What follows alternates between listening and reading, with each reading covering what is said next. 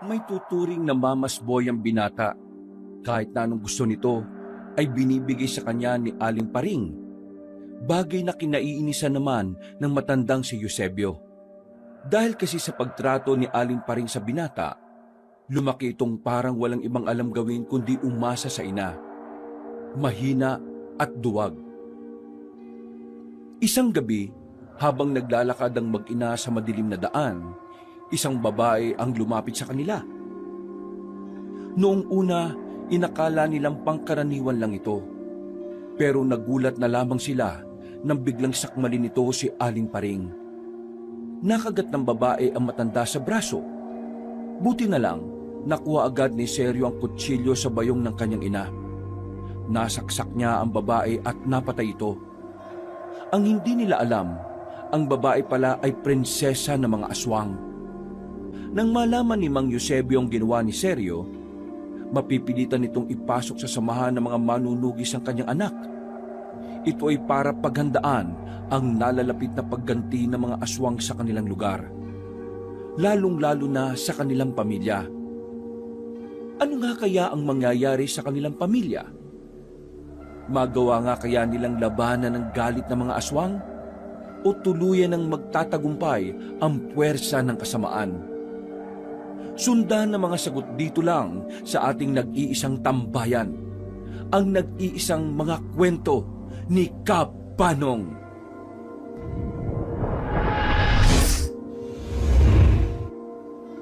Pambihirang buhay naman talaga to, oh. Maghapon akong wala, maghapon ding walang kanin. Alam niyo naman na pagod ako sa trabaho, di ba? Tapos, ganito aabutan ko. Taobang kaldero, walang pagkain. Wala bang tao sa bahay na ito kanina? Parang hindi mo naman alam na naglako ako kanina ng mga paninda ko. Ano bang gusto mong kainin at magluluto na lang ako ng maaga? Ang gusto ko lang sabihin, nasaan ba ang anak mo kanina? Wala na naman bang ginawa? Nasa bilyaran na naman ba? Hindi na maasaan dito sa bahay. Abay, matanda na ni gawaing bahay, hindi alam. Pambihirang buhay naman talaga to, oh. Nagkaanak pa ako ng lalaki kung wala rin namang silbi. Eusebio, ang bibig mo. Baka mamaya marinig yan ng anak mo eh. Eh ano naman? Ano naman kung marinig niya? Eh totoo naman ang sinasabi ko ah. Wala siyang silbi rito sa bahay. Mas madalas pa siyang magbilyar kaysa maghugas ng plato at magluto. 22 anyos na ang anak natin, Paring. Diyos ko naman, walang alam. Hindi ko na nga pinagtrabaho kasi kaya ko naman. Ang gusto ko lang, kaunting tulong lang dito sa bahay. Mahirap bang gawin yon? Ay nako, hayaan mo na. Pagsasabihan ko na lang. Pagsasabihan? Eh kinukonsinti mo lang eh. Hindi ko kinukonsinte. Kinukonsente ba? Kung hindi mo kinukonsente, hindi lalaking walang alam dito sa bahay yan. Lahat na lang kasi ikaw ang nagawa kahit pwede naman niyang gawin. Masyado mo nang ginagawang sanggol yung anak natin, napakatanda na. Kaya tingnan mo, Paring, lumaking duwag at mahina. Kaunting ano lang sumbong agad sa'yo. Diyos ko naman, mamamatay na lang ako sa trabaho, tapos ganyan pa ang anak natin. Eh anong gusto mong gawin ko? Ipasok din siya sa trabaho mong araw-araw na lang nasa panganib ang buhay mo? Nanay ako. Lahat ng alam kong makabubuti sa kanya para makaiwas sa kapahamakan ay gagawin ko. Kaya ayos lang sa'yo na nandito siya lagi sa bahay. Na kahit minsan, hindi man lang nagbanat ng buto. Yan ba gusto mo? Tingin mo magkakaroon ng pamilya yan kung ganyan yan? Walang babaeng magkakamali dyan kung hindi niya kayang tumayo sa mga sariling paa. Ay nako, alam mo, Paring, ama rin ako. Magulang din ako niyan. Pero kahit na kailan, hindi mo naman pinakinggan ang opinyon ko pagdating sa pagdidisiplina sa anak natin. Kaya tingnan mo kung anong nangyayari sa kanya. Wala! Yung mga kaibigan niya, si Rene, si Abong, ayun, masipag sa buhay. Yung isa laging may racket. Yung isa tumutulong sa tatay sa pagmemekaniko. Eh yung anak natin, ano? Wala! Nga! Kaya huwag mo akong pairalan ng pagiging magulang mo. Kasi kahit na kailan, hindi ko nakitang may papel ang batang yon dito sa pamilyang to. Grabe ka naman makapagsalita sa anak natin. Eh mas maganda nang sa akin niya ito marinig kaysa marinig niya ito sa ibang tao. Mas masakit kapag sa iba nang galing. Alam mo kung bakit ganito ang trato ko kay Seryo? Kasi ayaw kong matulad siya sa panganay natin. Namatay siya nang wala man lang akong nagawa para protektahan siya. Namatay siya dahil dyan sa trabaho mo. Hanggang ngayon ba ako pa rin ang sinisisi mo? Kasalanan mo naman talaga eh. Kung hindi mo sana ipinasok sa trabahong yan, walang mga impaktong elemento ang lalapit sa pamilya natin.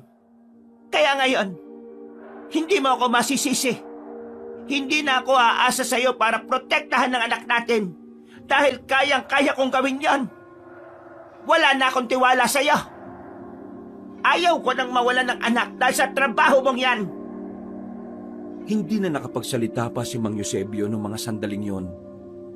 Tuluyan ang natameme ang matandang lalaki nang buksan na naman ni Aling Paring ang tungkol sa una nilang anak, si Donito. 3 taon pa lang kasi yun noon. Yun pa lang ang anak nila nang lumusob ang mga aswang sa baryo nila. At isa ang anak nila sa nadamay na paslangin. Walang kamalay-malay ang mag-asawang Eusebio at Paring na ang lahat ng pinag-uusapan nila naririnig ni Seryo. Nasa labas lang kasi ito at napatigil na lang.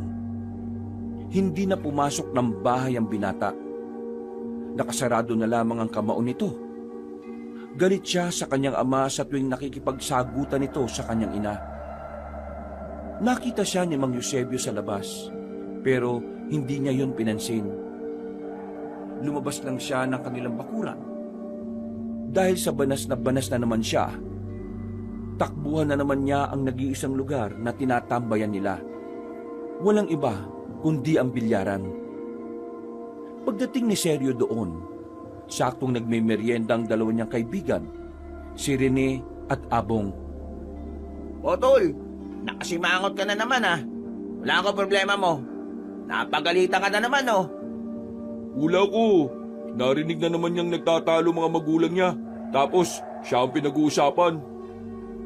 Sige, 50 na ako. Gawin mo ng 100. Hoy, seryoso ba kayo?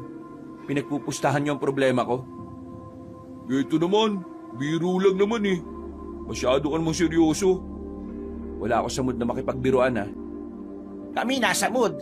Kung wala ka sa mood, edi umalis ka muna. Eh di sige. Uy! Ito naman oh. Dito ka lang. Dinig kasi. Huwag ka nang mangasar. Bakit? Ano na naman ba nangyari, pre? Huminga ng malalim si Seryo. Napasandal na lang ito sa pader at pasimpleng dumakot ng chichirya ni Rene. Kunwari ka lang yata may problema para makaburaot ka eh. Tama si Abong. Narinig ko na naman silang nagtatalo. At ako na naman ang problema nila. Eh di, pinagtanggol ka na naman ng nanay mo. Buti ka pa nga, may nanay eh. Eh yung nanay ko, nasa pamilya na ng iba. Di ba? Biro-biro pero deep inside masakit. Wala na sa akin yun, no? Ang mahalaga naman sa akin ngayon eh, nakakatulong ako kay tatay. Pero, seryo, pre. Ano ba kasing balak mo sa buhay mo? Baka magagalit o magtatampo ha. Pero alam mo, minsan, naiintindihan ko rin ang tatay mo eh. Kasi tayo, magiging magulang din tayo. Tayo ba, gugustuhin natin na yung anak natin, parang walang magandang plano sa buhay niya. Paano mo naman nasabi na wala akong magandang plano sa buhay ko? Natanong mo na ba ako kung anong gusto kong gawin? Pre, isa pinapakita mo. Talagang iisipin namin na wala kang plano sa buhay mo eh. Pinagtatrabaho ka ng tatay mo, ayaw mo. Lagi ka lang nakadikit kay Aling Paring. Tapos, wala ka rin naman pinagkakabala na pwede mong maging karir. Oh, ano sa tingin mo iisipin ng mga tao sa'yo? Ang bihira. Pati yata kayo, hindi niyo ako naiintindihan eh. Hindi ka naiintindihan kasi ayaw mong ipaintindi. Ang gusto mo lang kasi, intindihin ka. Pero wala ka namang pinapakita na pwedeng maintindihan sa'yo. Ano bang ginagawa mo? Tambay ka lang dito sa bilyaran. Pagkatapos uuwi, kakain, matutulog, tapos ganun lang ulit. Uy, anong bagay doon ang pwede naming intindihin? Wala. Kasi malinaw na walang direksyon ang routine mo sa buhay. Tama na! Hindi kita magulang para pagsalitaan mo ako ng ganyan. Sa sinabi niyo ni Sergio ay napatingin ng ibang naglalaro. Napalakas kasi ang boses niya. Hindi na niya kinaya ang mga katotohanang sinasabi ni Rene. Yun namang dalawang to. Uy, umalma nga kayo. Di mo nga ako magulang, pero kaibigan mo kami. Ginagawa ko lang ang responsibilidad ko bilang kaibigan mo. Ngayon, kung ayaw mo makinig sa totoo, dahil ayaw mong nasasaktan ka, di magmula ngayon, bubulain na lang kita palagi para mas lalo kang maging mahina. Anong sabi mo? Mahina ka! Takot kang sumugal sa buhay eh. Ako? Mahina? Halika! One-on-one tayo! Ano? Saka na kita papatulan kapag magkalibel na tayong dalawa. Ikaw ang duwag. Takot. Ikaw ang mahina. Ayaw lumaban. Hindi itong laban na kaya kong labanan. Alam mo kung ano? Laban ng buhay. Ang laban na hindi mo kayang harapin kapag wala na ang nanay mo. Lalapit pa sana si Sergio sa kanyang kaibigan pero buti na lang ay pumagitna na si Abong. Malaking tao si Abong kaya hindi rin nakawala si Sergio sa pagkakayakap nito mula sa likuran. Ano? Suntukan na lang tayo! Hindi na pinatulan ni Rene. Lumabas na lang ang lalaking yon ng bilyaran. Saka lamang binitiwan ni Abong ang binatang si Sergio. Pre, alam mo, minsan kasi kailangan mo rin makinig sa amin eh. Para din naman sa'yo yung gusto namin mangyari eh. Oh, pati ba naman ikaw? Oo, pati ako. Pati ako naiinis na rin sa'yo. Kasi ayaw mo kami pakinggan eh. Ang gusto mo lang marinig eh, yung gusto mo lang marinig. Ay nako, nakakapagod na pre. Kung ayaw mong mapabuti, hindi ka na namin pipilitin. Sige na, kita na lang tayo kapag malamig na ang ulo mo. Inayos ni Sergio ang nagusot niyang damit. Kumuha na lang siya ng tako at pumesto sa tapat ng bilyaran. O ano? Sinong papalag sa akin dyan? 200 pusta. Pumila kayong lahat. Hinamon na lamang nito ang mga tao roon. At dahil magaling siya sa larong bilyar, wala ni isa ang nanalo sa kanya. Bumalik siya ng kanilang bahay dakong 8:00 na ng gabi. May dala-dala siyang pera. Lahat ng ito ay napanalunan niya sa bilyaran. Naabutan niyang nagluluto na ang kanyang mga magulang na abalang nag-aasikaso para sa kanilang hapunan. Bakit ngayon ka lang? Inilapag ni Sergio ang pera sa lamesa. 3,000 ito. Napanalunan niya sa bilyar. Pinirahan na naman niya ang mga tatay sa bilyaran na sabik siyang talunin. Etong pera, may ambag na ako sa pamilyang to Sa sinabing yun ni Sergio ay tila hindi yun nagustuhan ni Mang Eusebio. Agad na tumayo ang matandang lalaki at sandaling binitiwan ng sinisibak na kahoy. Anong sinabi mo? Oh, di ba ito naman ang gusto mo? Ang magkaroon ako ng ambag sa pamilyang ito? O ito na, may dala akong pera. Kung makapagsalita ka, ang angas mo pa. Pinagmamalaki mo ang perang yan? Galing sa sugal yan eh. Anong sugal? Ginamit ko ang talent ko para magkapera. Ang talent ko na kahit na kailan, hindi mo naman kinilala. Wala kang kinabukasan sa talent mong yan. Wala. Mas malaki pa nga itong perang inuwi ko kaysa sa perang inuwi mo ngayon eh. Yung perang inuwi ko kahit na maliit, galing yun sa pagbabanat ko ng buto. Sa pagtuturo sa mga gustong matuto kung paano maging manunugis. Kung ano-ano pinapasok ko para lang kumita ng pera. Ikaw, diyan ka lang sa bilyaran. Kapag wala nang gustong lumaban sa iyo, wala kang pera. Kung makapagsalita ka sa akin, akala mo naman kung sino kang magaling.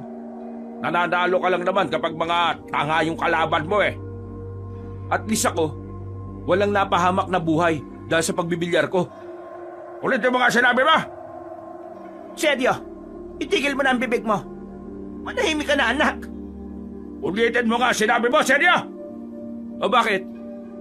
Ayaw mo bang marinig ulit na ikaw ang dahilan kung bakit namatay si Kuya? Isang malakas na suntok ang natanggap ni Seryo ng mga sandaling yun.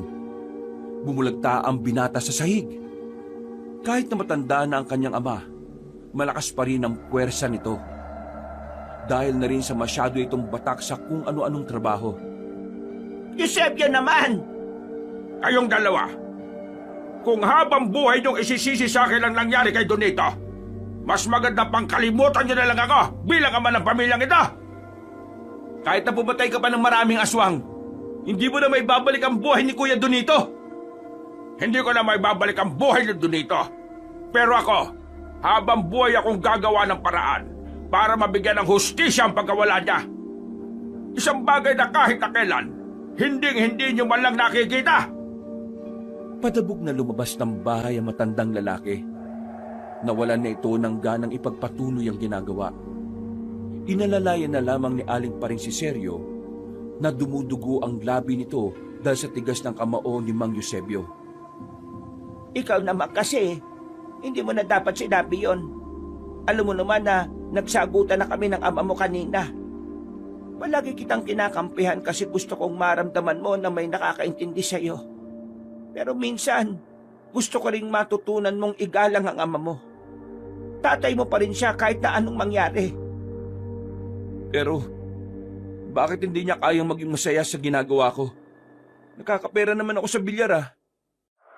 Tulungan mo na lang akong magsalang. Nagugutom na ako. Tama na yung usapin na yan. Napapailing na lamang si Seryo.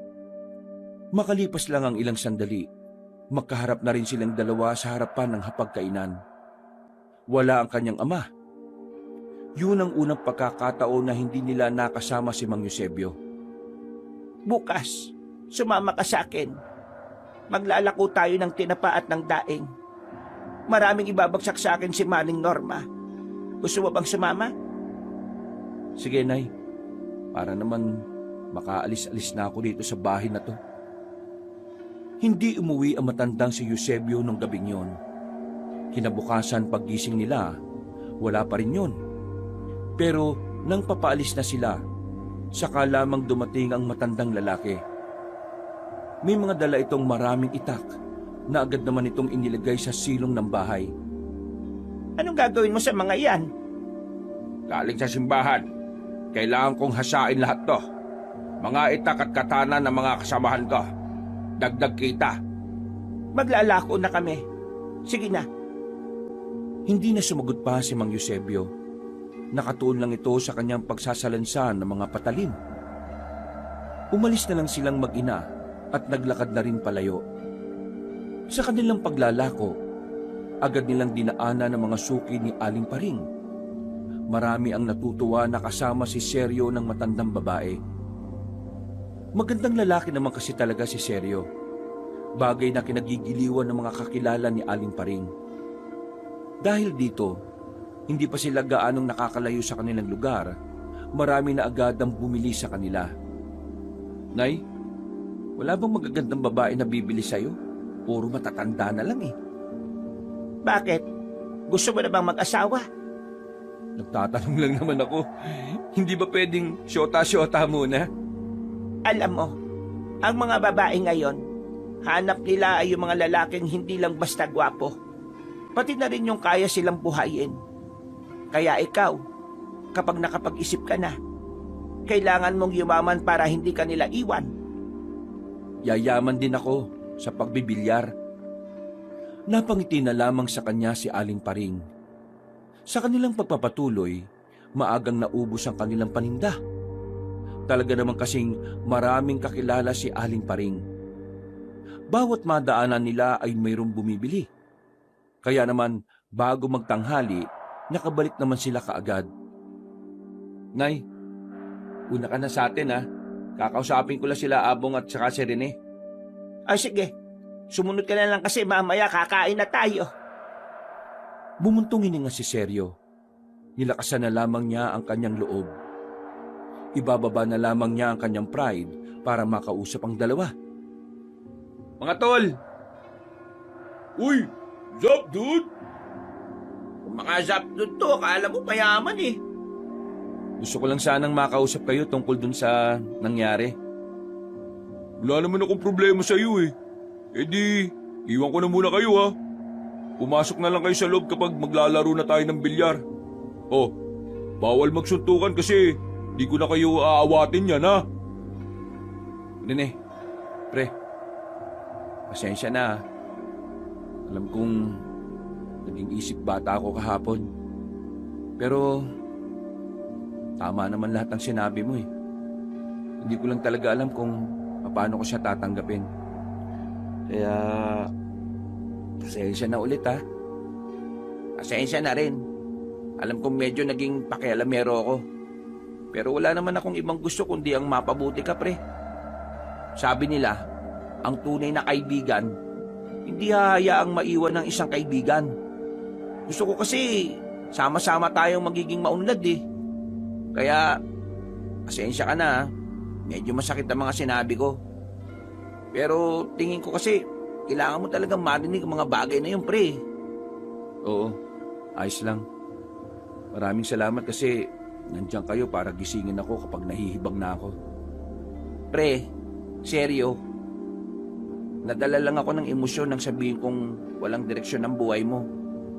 Pero napagtanto ko, may mararating ka sa pagbibilyar eh. Magaling ka. Ano kaya kung sumali ka sa kompetisyon sa bayan? May laban doon. Kaya mong manalo doon. Ha? Seryoso ka ba? Baka di ako manalo dun.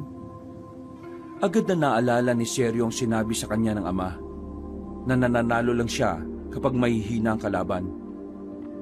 Naniniwala kami ni Abong sa'yo, pre. Kaya palag na. Ano? Sagot ko na ang kota mo. Sige na. Gusto namin makita ka sa totoong laban eh. Natatakot ako baka mapaya lang ako dyan eh. Eh di kung hindi pala rin, eh di ayos lang. Ang malaga, yung karanasan, pre. Diyan ka mahahasa sa mga pagkabigo. Pero ang isipin natin ngayon, kakayanin mo. Makakasabay ka sa kanila. The best ka talaga, pre. Uy! Tingnan nyo to oh! Pambira. Di pa kami tapos mag-usap. Tingnan nyo muna kasi to. Dyaryo to galing bayan. Kalat na to eh oh. Basahin nyo. Isang babaeng parang baliw, aswang pala, nananakit ng motorista. Ano? Aswang? Seryo, pre. Alam na ba to ni Tito Eusebio? Hindi ko alam eh. Hindi kasi kami nag-uusap. Sabihin mo pre, baka kailangan nila itong malaman. Hindi na muna nakipaglaro si Seryo ng bilyar nung mga sandaling yon. Ito ang unang pagkakataon na tumanggi siya sa dalawang kaibigan. Mas pinili kasi niyang umuwi na muna. At kahit na hindi sila magkasundo ng kanyang ama, gusto niyang ipaalam ang tungkol sa nalaman niya. Nakahanda na ang kanilang tanghalian nung dumating siya sa bahay nila. Pinaupo na agad siya ni Aling Paring sa gilid nito. Seryoso lang ang kanyang ama na nakatingin sa kinakain. Hindi ito umiimik na parabang hindi sila nito nakikita. Ngunit kahit na ganun pa man, nilakasan na lamang niya ang loob niya para masabi ang gusto niyang sabihin. Nabasa ko sa dyaryo na meron daw babaeng aswang sa liblib na parte ng bayan. Lahat ng dumadaan na sasakyan o motor, inaatake niya. Mga ilang segundong naghintay ng tugon ng binata, pero wala naman tugon sa kanya ang kanyang ama. Kaya hindi na nakatiis pa si Aling Paring at kinalabit na rin ito si Mang Eusebio. Eusebio, kinakausap ka ng anak mo. Alam ko na yan. Hindi pa rin tumitingin sa kanila ang matandang lalaki. Nakatuon lang ang tingin nito sa plato. Ni kahit isang sulyap lang ay hindi nito ginawa. Lihim na nagsarado na naman ang kamao ni Seryo. Naiinis siya dahil kahit subukan niyang makatulong, tila hindi naman ito tinatanggap ng kanyang ama. Nay, may sasalian po akong competition ng bilyar sa bayan. Bukas, aalis kami nila Rene para magbayad ng entrance fee. Sige. Ano bang kailangan mo? Wala na ho. May natitira pa naman akong pere. Nakuha mo pa talaga sumali sa ganyan, ha? Oo, kasi naniniwala sa akin ng mga kaibigan ko na kaya ko manalo.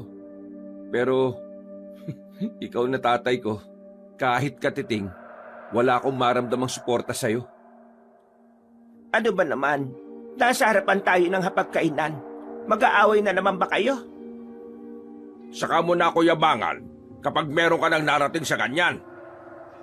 Huwag ho kayong mag-alala. Pag-iigihan ko ho. Kasi alam ko na nakaabang ka lang naman kung kailan ako mabibigo eh. Seryo, anak? Tapos na po ako, Nay. Pasensya na ho, busog na ho ako. Tumayo na lamang ang binata at lumabas na lang ng kanilang bahay. Masama na naman ang kanyang loob. Parang nagsisisi na siya na sinubukan niyang makipag-usap sa ama. Pagbalik niya ng bilyaran, kumpulan ng mga tao. Pero hindi dahil may naglalaro, kundi dahil may isang lalaking motorista ang nagkukwento roon. Paglapit niya, saktong natapos na ang kwento at sumakay na rin yon sa motor nito. Oh, anong kinuwento nun? Di yung taga rito ah. Yung tungkol pa rin dun sa nabasa natin sa dyaryo.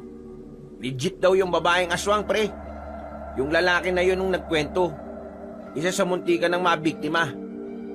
Pre, ang dami nang napeperwisyo. May isa nang namatay kagabi raw. Warak yung dibdib. Pre, walang puso. Ano? Alam na ba ito ng tatay mo?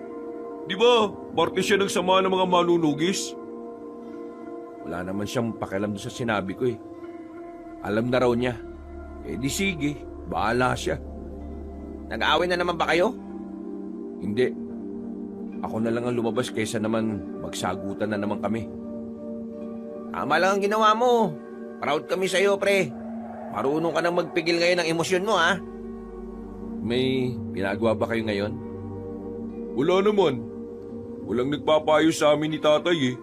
Sana nga may masirang sasakyan. Ako naman, wala pang tawag sa akin si Bossing. Maganda nga rin to. Ilang araw na pahinga. E di, samahan niyo na lang ako. Gusto ko magpalista na para makasali na ako kagad. Yan! Yan ang gusto ko sa iyo eh. Agad na umalis ang tatlo at nagtungo sa terminal. Napatagal pa sila sa biyahe dahil kinailangan nilang umikot ng daan. Umiiwas na kasi ang mga driver sa karaniwang daan dahil na rin sa banta ng sinasabing aswang. Dakong 2:00 na ng hapon na makarating sila ng bayan. Mabuti na lamang ay bukas pa ang kilalang billiard center sa bayan. Agad na nagparehistro ang binata. Nakapagbayad din siya ng kota o ng participation fee. Ilang araw pa naman bago ang kompetisyon. Kaya may ilang araw pa rin siya bago makabili ng sarili niyang tako. Balita, pre. Okay na pre, pang number 13 ako. Pero kailangan pala ng sariling tako eh. Tako lang pala eh. Kaya na natin pag-ambagan yan. Tuwang-tuwa si Seryo ng mga sandaling yon. Ramdam na ramdam niya ang suporta ng dalawa niyang kaibigan. Bagay na gusto din sana niyang maramdaman sa kanyang ama. Pero hindi na lamang niya yon inisip pa. Mas pinagtuunan na lamang niya ng pansin ang mga taong tunay na naniniwala sa kanya.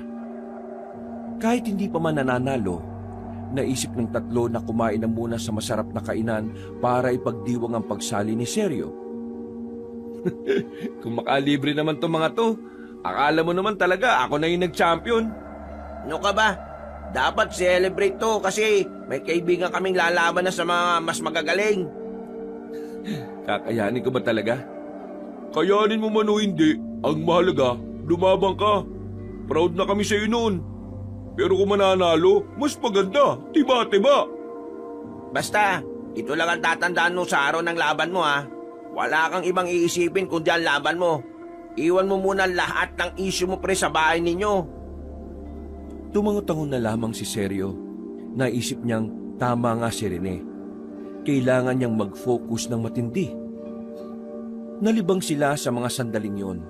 Kakakwento nila ng kung ano-ano ay hindi na nila namalayan ng oras. Mag-aalas 6 na pala ng gabi. Ganun na rin sila katagal nakatambay sa kainan na yon. At ngayon lang nila napansin na masama na ang tingin sa kanila ng may-ari.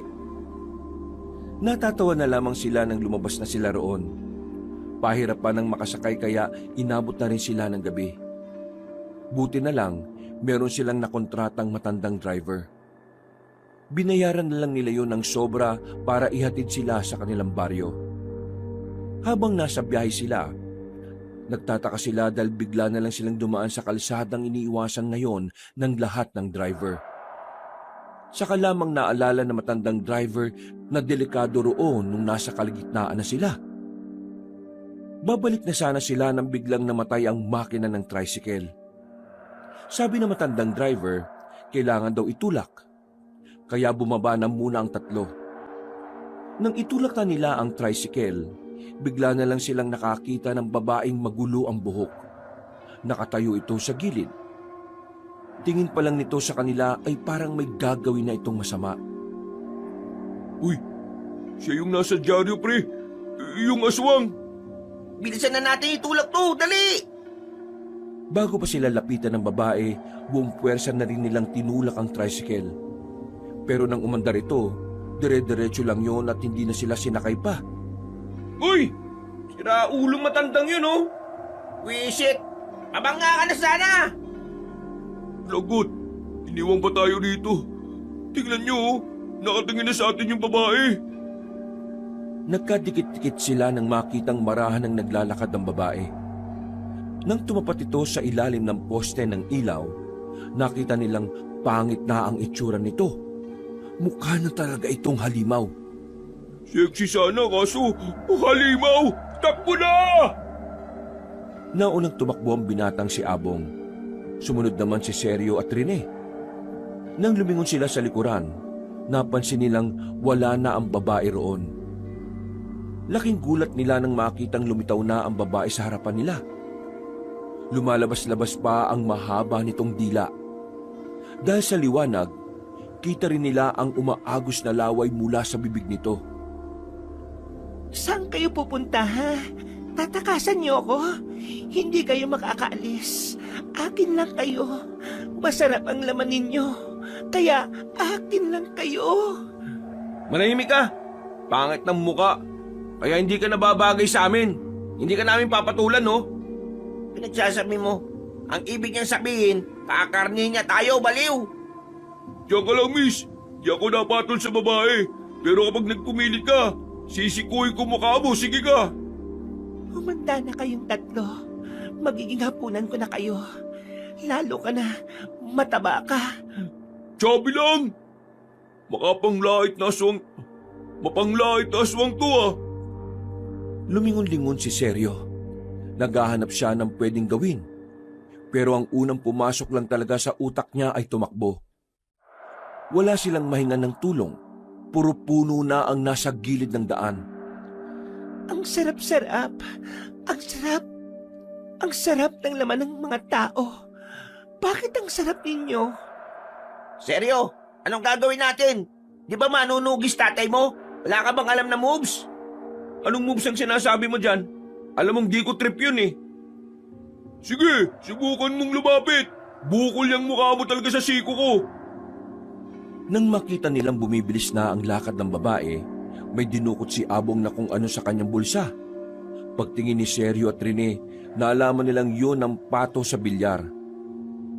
Binuto ni Abong sa muka ang babaeng aswang ng bolang marmol.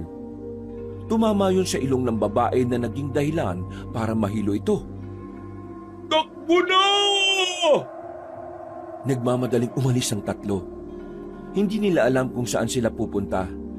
Pero hindi sila tumigil. Hanggang sa may nadaanan na silang lumang kainan na abandonado na rin. Tumungo sila sa likuran nito. Hingal na hingal silang nagtago. Wisit ka. Kaya pala nawawala yung pato kanina sa bilyar eh. Nasa'yo pala. Hindi ko naman sadya eh.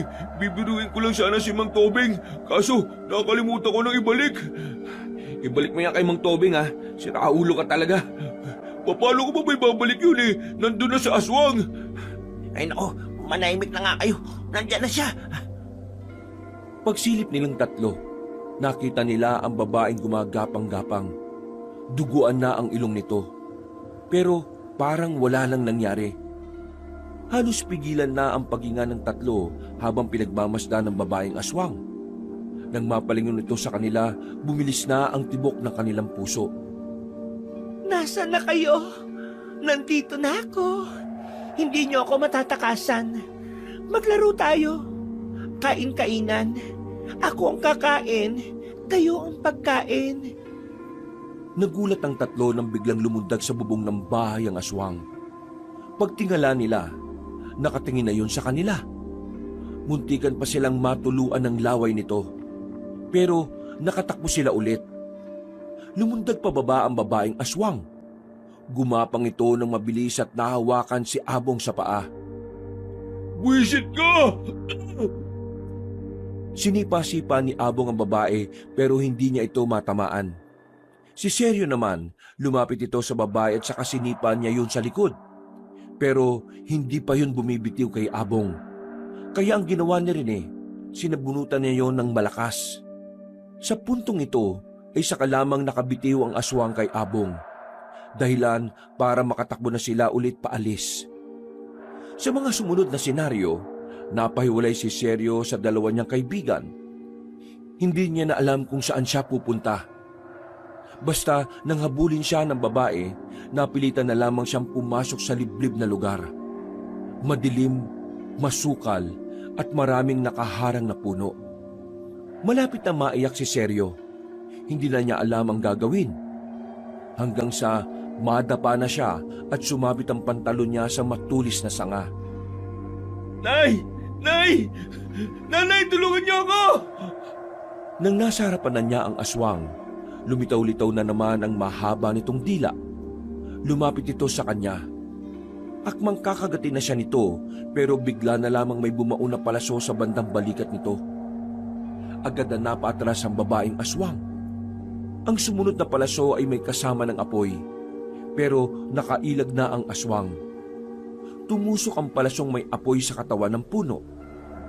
Nakita niya pa ang simbolong letrang Y sa buntot ng palaso na hindi naman niya alam ang ibig sabihin. Nagpapasalamat na lang siya dahil naduwag ang aswang at saka hindi na siya binalikan. Kahit ligtas na siya, hindi pa rin siya makatayo. Nakaupo lang siya habang nakatingin sa palaso. Masyado siyang nilamon ng takot. Ni hindi na nga niya naisip kung sino ang tumulong sa kanya. Mabuti na lang, nahanap din siya ng dalawa niyang kaibigan. Tinulungan siyang makatayo. Hindi pa siya matatauhan kung hindi pa siya sinampal ni Rene. Uy! Okay ka lang ba? Uy! Sinampal mo tapos tatanungin mo kung okay lang. Aray ko, ayos lang ako. Nakaligtas ako eh. May tumulong sa akin. Pero hindi ko alam kung sino. Nakatingin lang silang tatlo sa palaso na hanggang sa mga sandaling yon ay malakas pa rin ang apoy. Bago pa sila mabalikan ng aswang doon, ay agad na rin silang umalis. Hindi na nila nakita pa ang babae sa daan. Palagay ni Seryo, nakaramdam yun ng takot sa tumira sa kanya ng palaso. Isang malaking palaisipan naman para kay Seryo kung sino ang tao na tumulong sa kanya. Lihim na lamang niyang itong pinasalamatan. Mag-aalas 9 na ng gabi nang makabalik na sila ng kanilang baryo. Tumambay na muna sila sandali sa bilyaran. Uminom ng soft drinks habang nakatulala pa rin. Hindi pa rin kasi sila makausad sa nangyari. Grabe, di ako makapaniwala na dinanas natin yung kanina. Sira ulo kasi yung matandang driver eh. Pakiramdam ko, aswang din yung matandang yun. Nakaset up tayo. Seryo? Uy, ayos ka na ba? Ha? Oo. Ayos lang ako. Huwag mo na akong pansinin. Parang gusto ko na tuloy matutong pumatay ng aswang eh. Kasi pakiramdam ko, hindi lang talaga nag-iisa ang babaeng yun. Hindi ba natin to sasabihin sa mga tao? Ewan ko. Hindi ko alam. Siguro, mas maiging ilihim na lang muna natin. Baka mamaya magdulot pa tayo ng katatakutan dito. Masisi pa tayo ng mga tao. At baka isipin nila nang titrip tayo. O sige, huwag na lang nating sabihin. Saka, Baka mawalan din ng customer si tatay eh. Baka wala nang pumasyal dito sa atin. Mga pre, uwi na muna ako sa amin ha. Ipapahinga ko na lang siguro to. Sige, uwian muna. O paano? Bukas na lang ulit ha. Pag uwi ni Seryo sa kanilang bahay, ang nanay niya lang ang inabutan niya sa bakuran. Abala itong naghahanda ng kanilang hapunan. Agad itong lumapit sa kanya nang makita siyang dumating. Ah, saan ka ba nagpunta? Wala ka sa bilyaran ng puntahan kita ron ha. Nagpunta ho kami sa bayan. Sinama naman ako ni Rene Tabong. Nagparehistro kasi ako dun sa competition. Ah, ganun ba? O sige na, maupo ka na. Si tatay, Kaninang hapon, sinundo siya ng mga kasamahan niya. Kinuha na rin yung mga patalim na hinasa niya. Ang pagkakarinig ko sa mga susunod na araw daw, magro-ronda na sila sa mga baryo. ganun ba? Bakit? May sasabihin ka ba sa tatay mo? Hindi na. Baka hindi niya lang din ako pakinggan. O paano po? Pasok lang muna ako sa loob na ha. Higa ako saglit. Habang nakahiga siya at nakatingin sa kisame, hindi niya maiwasang kaawaan ng sarili niya nung nasa harapan na siya ng aswang. Wala siyang magawa kundi umiyak at tawagin lang ang nanay niya. Pakiramdam niya noon, napakawalang kwenta niyang tao dahil hindi man lang niya mapagtanggol ang kanyang sarili sa isang aswang. Napapailing na lamang ang binata. Mga ilang sandali lang, tinawag na rin siya ng kanyang ina para kumain. Kinabukasan, kinailangan na namang sumama ni Seryo sa kanyang ina. Marami-rami na rin naman kasing paninda ang kailangan nilang ipaubos. At dahil nga nabenta na nila ang iba noong nakaraan, kakaunti na lang ang bumili ng tinda nila sa kanilang lugar. Kaya naman, napilitan ng mag-ina na lumabas ng baryo. Nay, sigurado ba kayong kaya niyo pang maglakad? Ang layo na ng nilalakad natin eh. Baka mapagod ka na. Ano ka ba, nak? Nakakapagod naman talaga ang paglalakad Pero huwag kang mag-alala sa akin. Ayos na ayos naman ako. Mas maganda nga ito, exercise. Ganon. Naninigurado lang naman po ako. Alam niyo naman na ayaw ko kayo mapahamak Huwag kayong mag-alala, Nay. Kapag ako nanalo sa kompetisyon na yon, hindi ka na maglalako. Kasi bibilhan na kita ng pwesto sa palengke natin. Nako, itabi mo na lang yung pera na mapapanalunan mo para sa sarili mo. Hindi po. Para sa atin po yun. Anak, kapag nawala na ako, gusto kong nasa maayos na kalagayan ka. Kung kaya mong magpayaman sa pagbibilyar, gawin mo para sa sarili mo. Para naman pag alis ko hindi na ako mag-aalala sa langit. Doon naman si nanay. Kung makapagsalita, akala mo naman mawawala na. Huwag kang magsalita ng ganyan, Nay. Nalulungkot lang ako Seryo, anak. Hindi natin kontrolado ang buhay. Kaya dapat, handa ka sa maaaring mangyari. Nanahimik na lamang si Seryo. Pero sa kaloob-looban niya, hindi niya maiwasang hindi malungkot. Hindi niya pa kayang isipin na mawawala sa kanya ang kanyang ina. Inabot na sila ng gabi sa paglalako bago naubos lahat ng nasa basket at bayong. Dalawa na lamang silang naglalakad sa gilid at malayo pa sila sa kanilang baryo. Walang dumaraan na tricycle. Kung meron man, puro punuan. Nung mga oras na yon, hindi na maiwasan ni Seryo na maging tamang hinala. Kapag madilim at walang gaanong tao, ang unang pumapasok sa kanyang isipan ay ang aswang na babae. Nay, kaya niyo pa bang maglakad na mabilis? Bakit? Natatakot ka ba rito? Kasama mo naman ako. Kasi... Uy! Nakailag si Seryo nang maramdaman niyang may lumapit sa kanya. Napalipat sa kabilang parte ng kalsadang mag-ina nang dumating ang babaeng aswang. Yun ang umatake sa kanilang magkakaibigan. Yun din ang laman ng usapan. Hindi inakala ni Seryo na lumapit na pala yun sa lugar. Nay, aswang yan! Anong akala mo? Makakatakas ka? Gagawin kitang sisig. Kasama na ang matandang yan kahit na makunat na yan. Biglang lumusob sa kanila ang aswang. Sinalagyon ni Seryo. Nagkahawakan sila ng babae pero nakagat siya sa kamay. Nang makabitiw siya, umibabaw sa kanya ang babaeng aswang. Pero lumapit si Aling Paring. Akmang sasaksakin na sana ng matandang babae ang aswang gamit ang kutsilyo nang biglang mahawi ng babae ang kamay ni Aling Paring. Nabitiwan pa nito ang patalim. Nainis ang babae sa matanda, kaya ito naman ang pinagtuunan ng aswang. Akmang aatakihin na ito ng aswang nang biglang makabangon si Seryo. Agad nitong dinampot ang kutsilyo sa lapag. Walang pagdadalawang isip nitong sinaksak ang babae sa kaliwang dibdib. Paghugot niya ng kutsilyo, bumagsak ang babaeng aswang sa semento. Napatakbo naman si Aling Paring sa kanyang anak at saka takot na napayakap. Huwag kang mag-alala. Ililigtas kita, Nay. Hindi ka niya masasaktan. Nanginginig sa takot ang matanda, pero kalaunan ay kumalma na rin ito nang makaalis na sila sa pinangyarihan. Naiwan na nila ang kutsilyo roon sa sobrang takot na baka meron pang ibang aswang na dumating. Nakauwi sila ng ligtas sa kanilang bahay. Bakas pa rin sa mukha ng matanda ang takot at kaba. Nay, huwag yun na masyadong isipin yon. Nasa ligtas na lugar na tayo.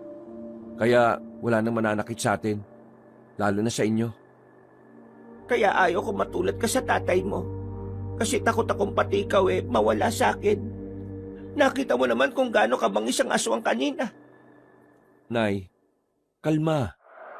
Ayos na ako. Nasa maayos na kalagayan na ako. Kaya hindi nyo na kailangan mag-alala. Ilang minuto lang ang nakalipas, biglang dumating ang matandang si Eusebio. Sa mukha pa lang nito, halatang meron tong dinadalang problema. Oh, ano nangyari? Ha? Saan? Inilabas ni Mang Eusebio ang kutsilyo na ginamit ni Seryo sa pagpaslang sa babaeng aswang. Inilapag yun ni Mang Eusebio sa lamesa. Akin ang kutsilyo na ito. Sabihin niyo sa akin, kayo ba ang dumali sa babaeng aswang?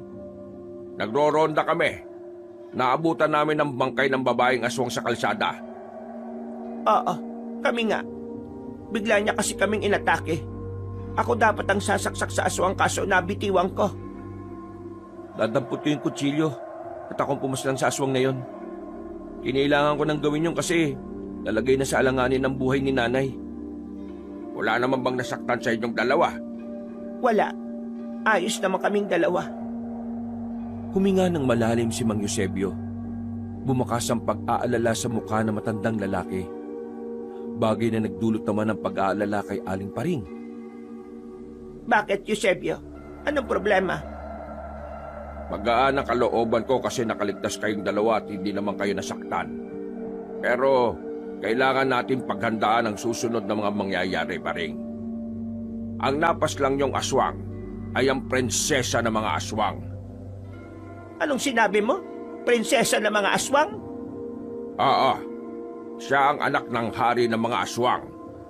May problema siya sa pag-iisip. Kaya naman kung sino-sino na lang ang inaatake at sinasaktan niya. Kapag nalaman ng hari ng aswang ang nangyari sa anak niya, siguradong magsasagawa sila ng pag-atake. Diyos ko po. Kung ganon, kami palang magiging dahilan ng kaguluhan. Nako, pasensya na.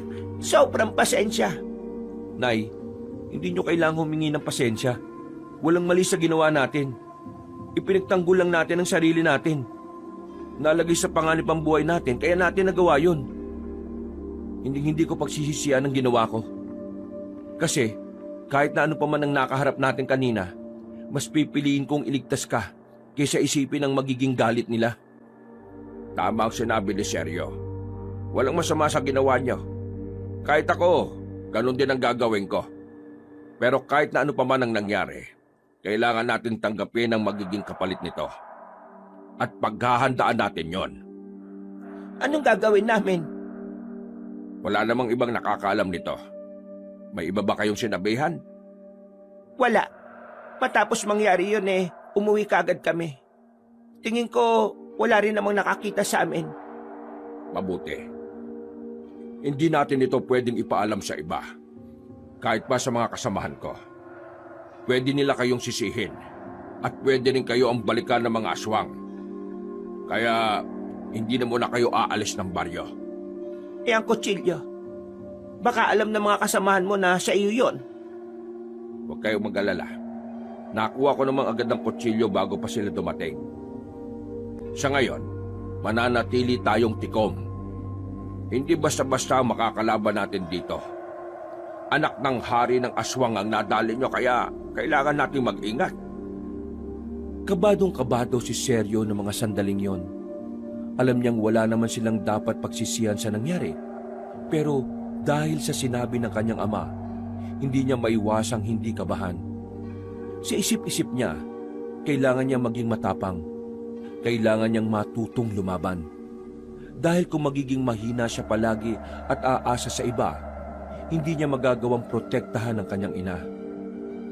Nung gabing yon, binantayan lamang ni Sergio ang kanyang ina.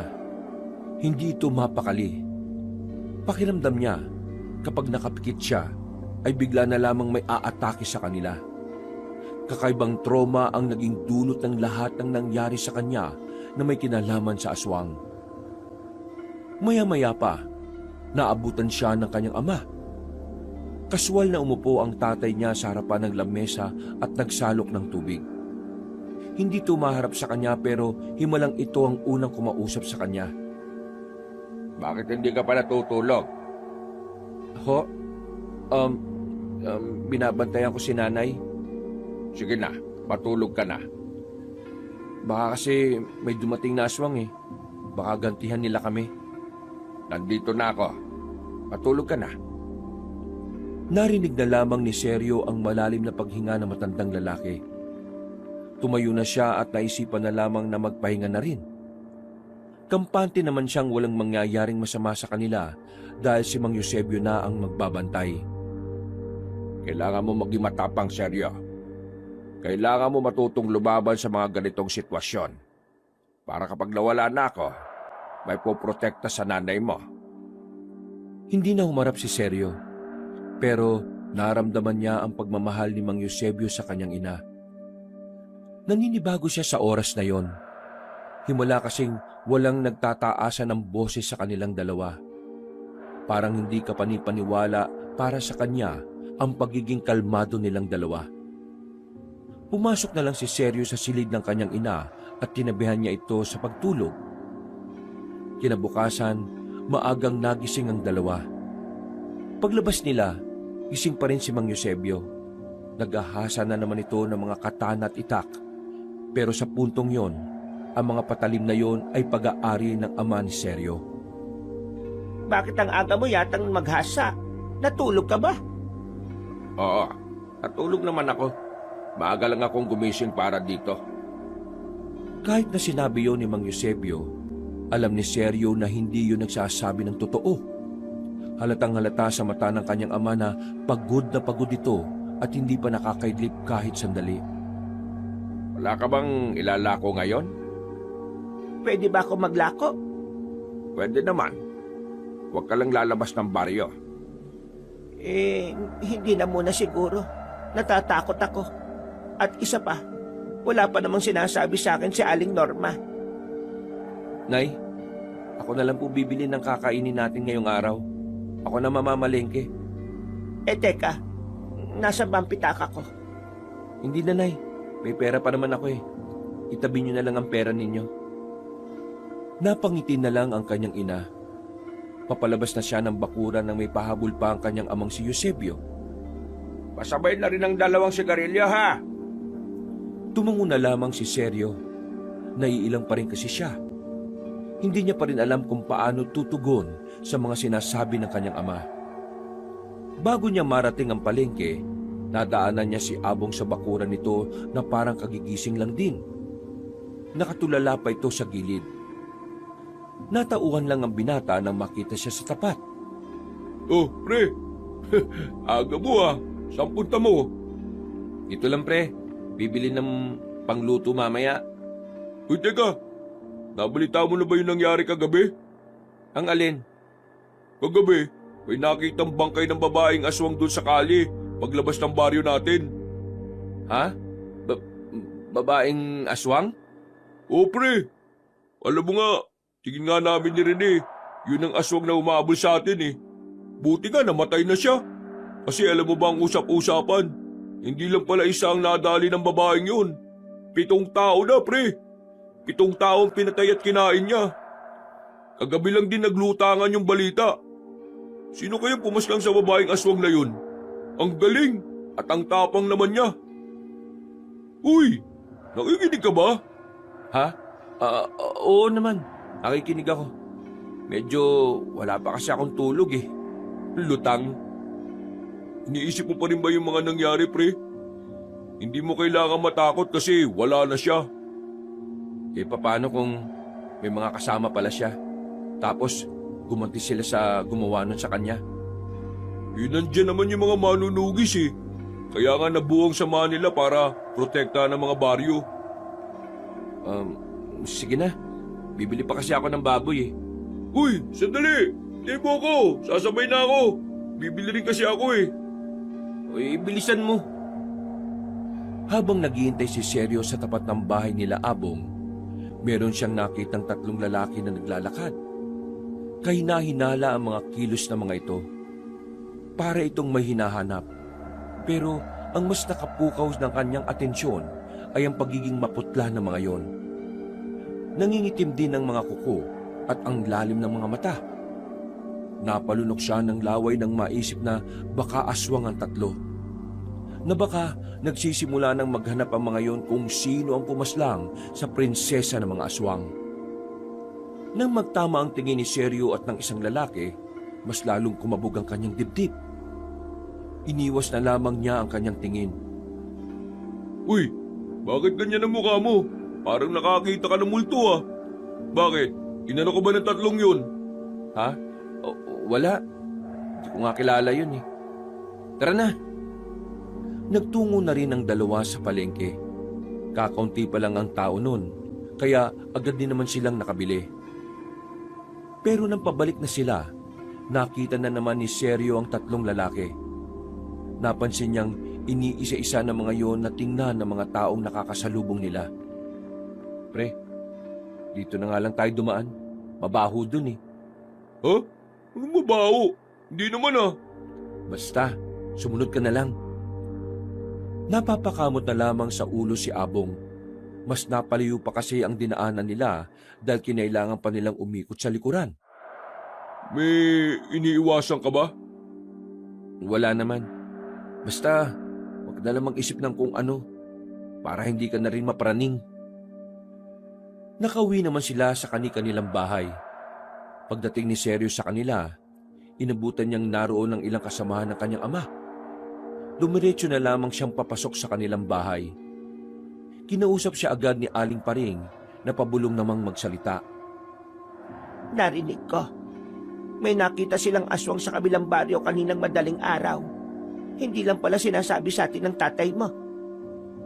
Kung ganun eh, alam na agad ng mga aswang na wala na ang prinsesa nila. Paano naman nila nalaman yun? Hindi kaya may nakakita sa atin sa nangyari? Huwag ka mag-isip ng kung ano-ano, Nay. Alam kong hindi naman tayo pababayaan ni tatay eh. Mga ilang sandali lang, umalis na rin ang mga kasama ni Mang Eusebio. Lumabas na rin ang mag-ina para asikasuhin ang kanilang kakainin.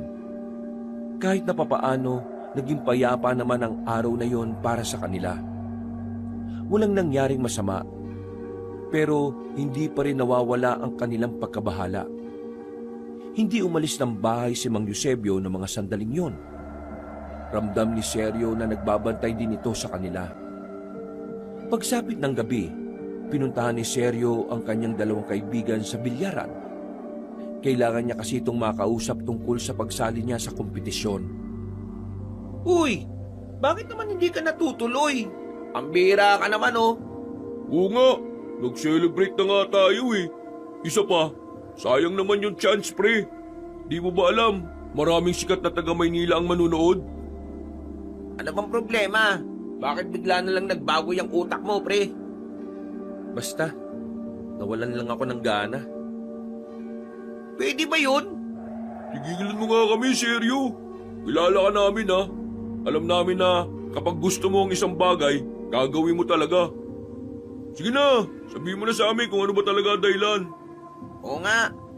Alam namin na may tinatago ka. Kitang-kita sa pagmumukha mo, no? Ay, nako. Oo na, sasabihin ko na. Pero, huwag na kayong mag-iingay sa iba kasi kaligtasan namin ni nanay ang nakataya rito. Hinila ni Seryo ang dalawa palayo sa bilyaran para walang ibang makarinig. Ano ba kasi yun?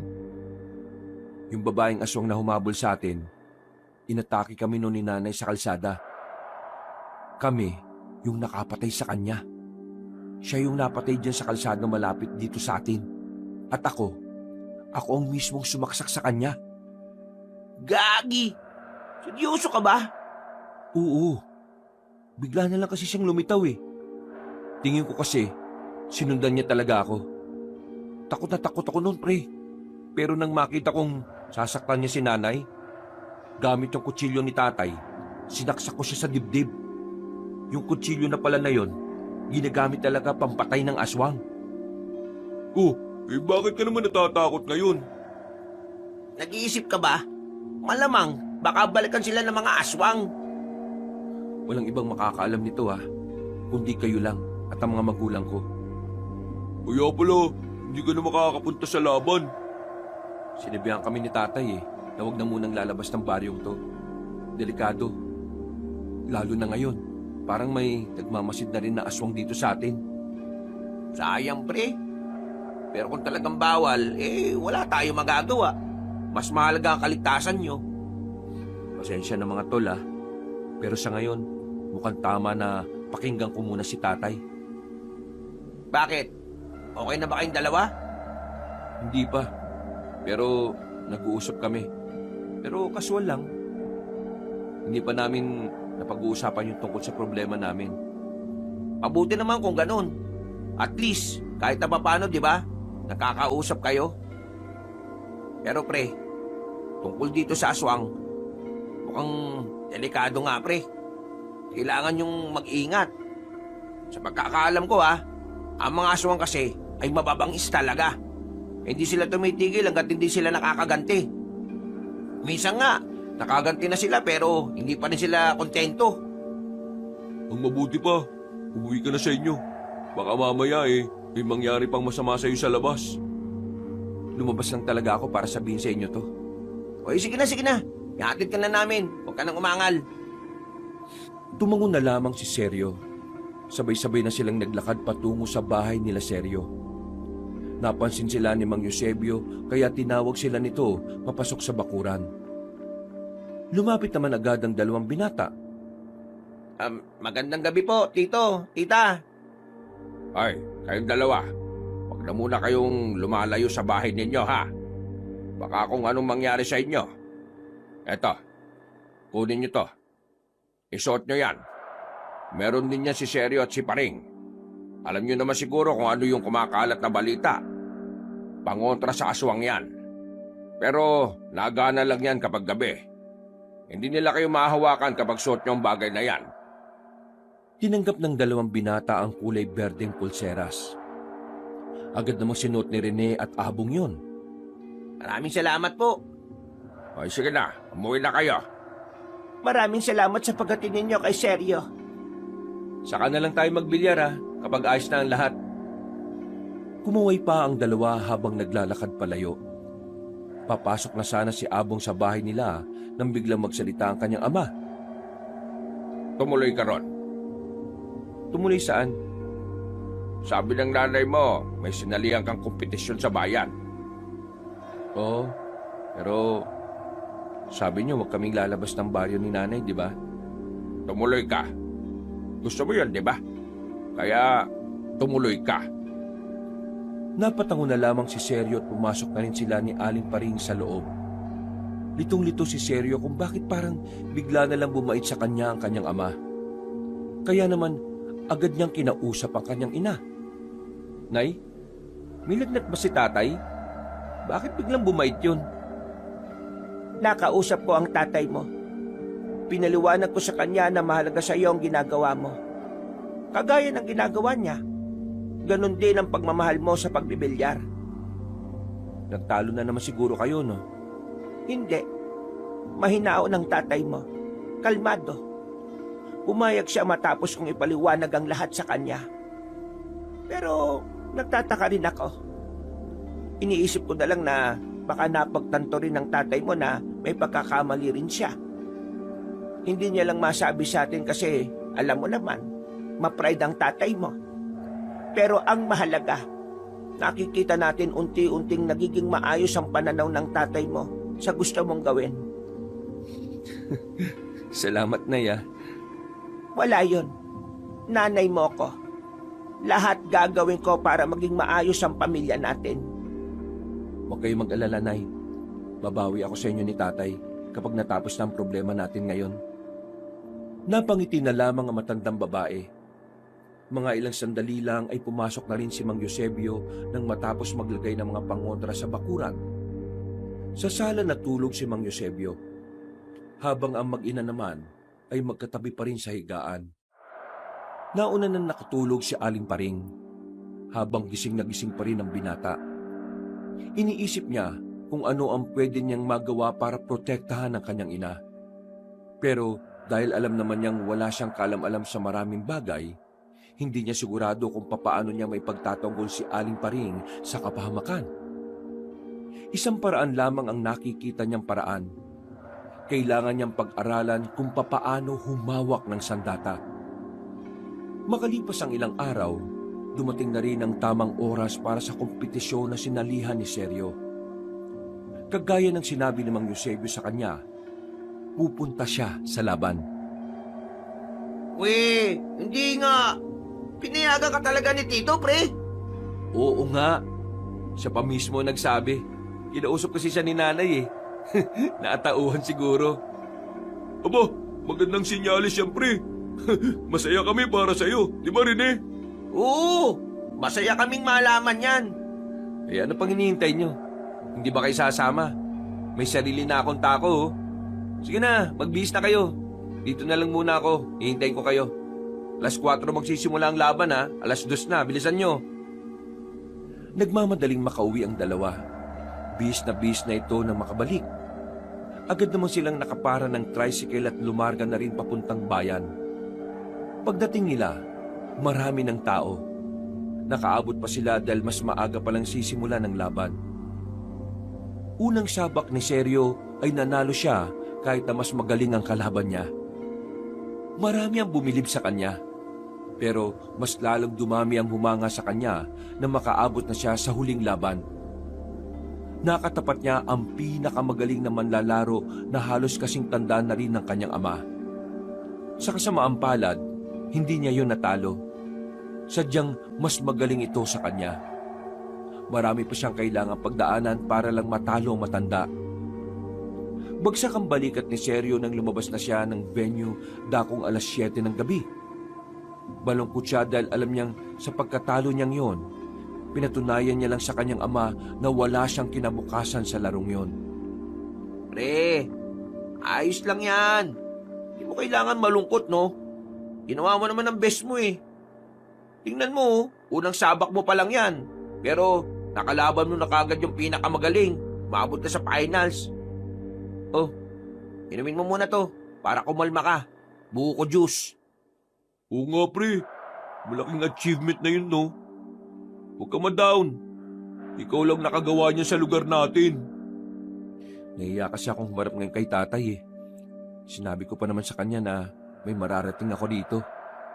May pangako rin ako kay nanay na ibibili ko siya ng pwesto sa palengke. Pero wala.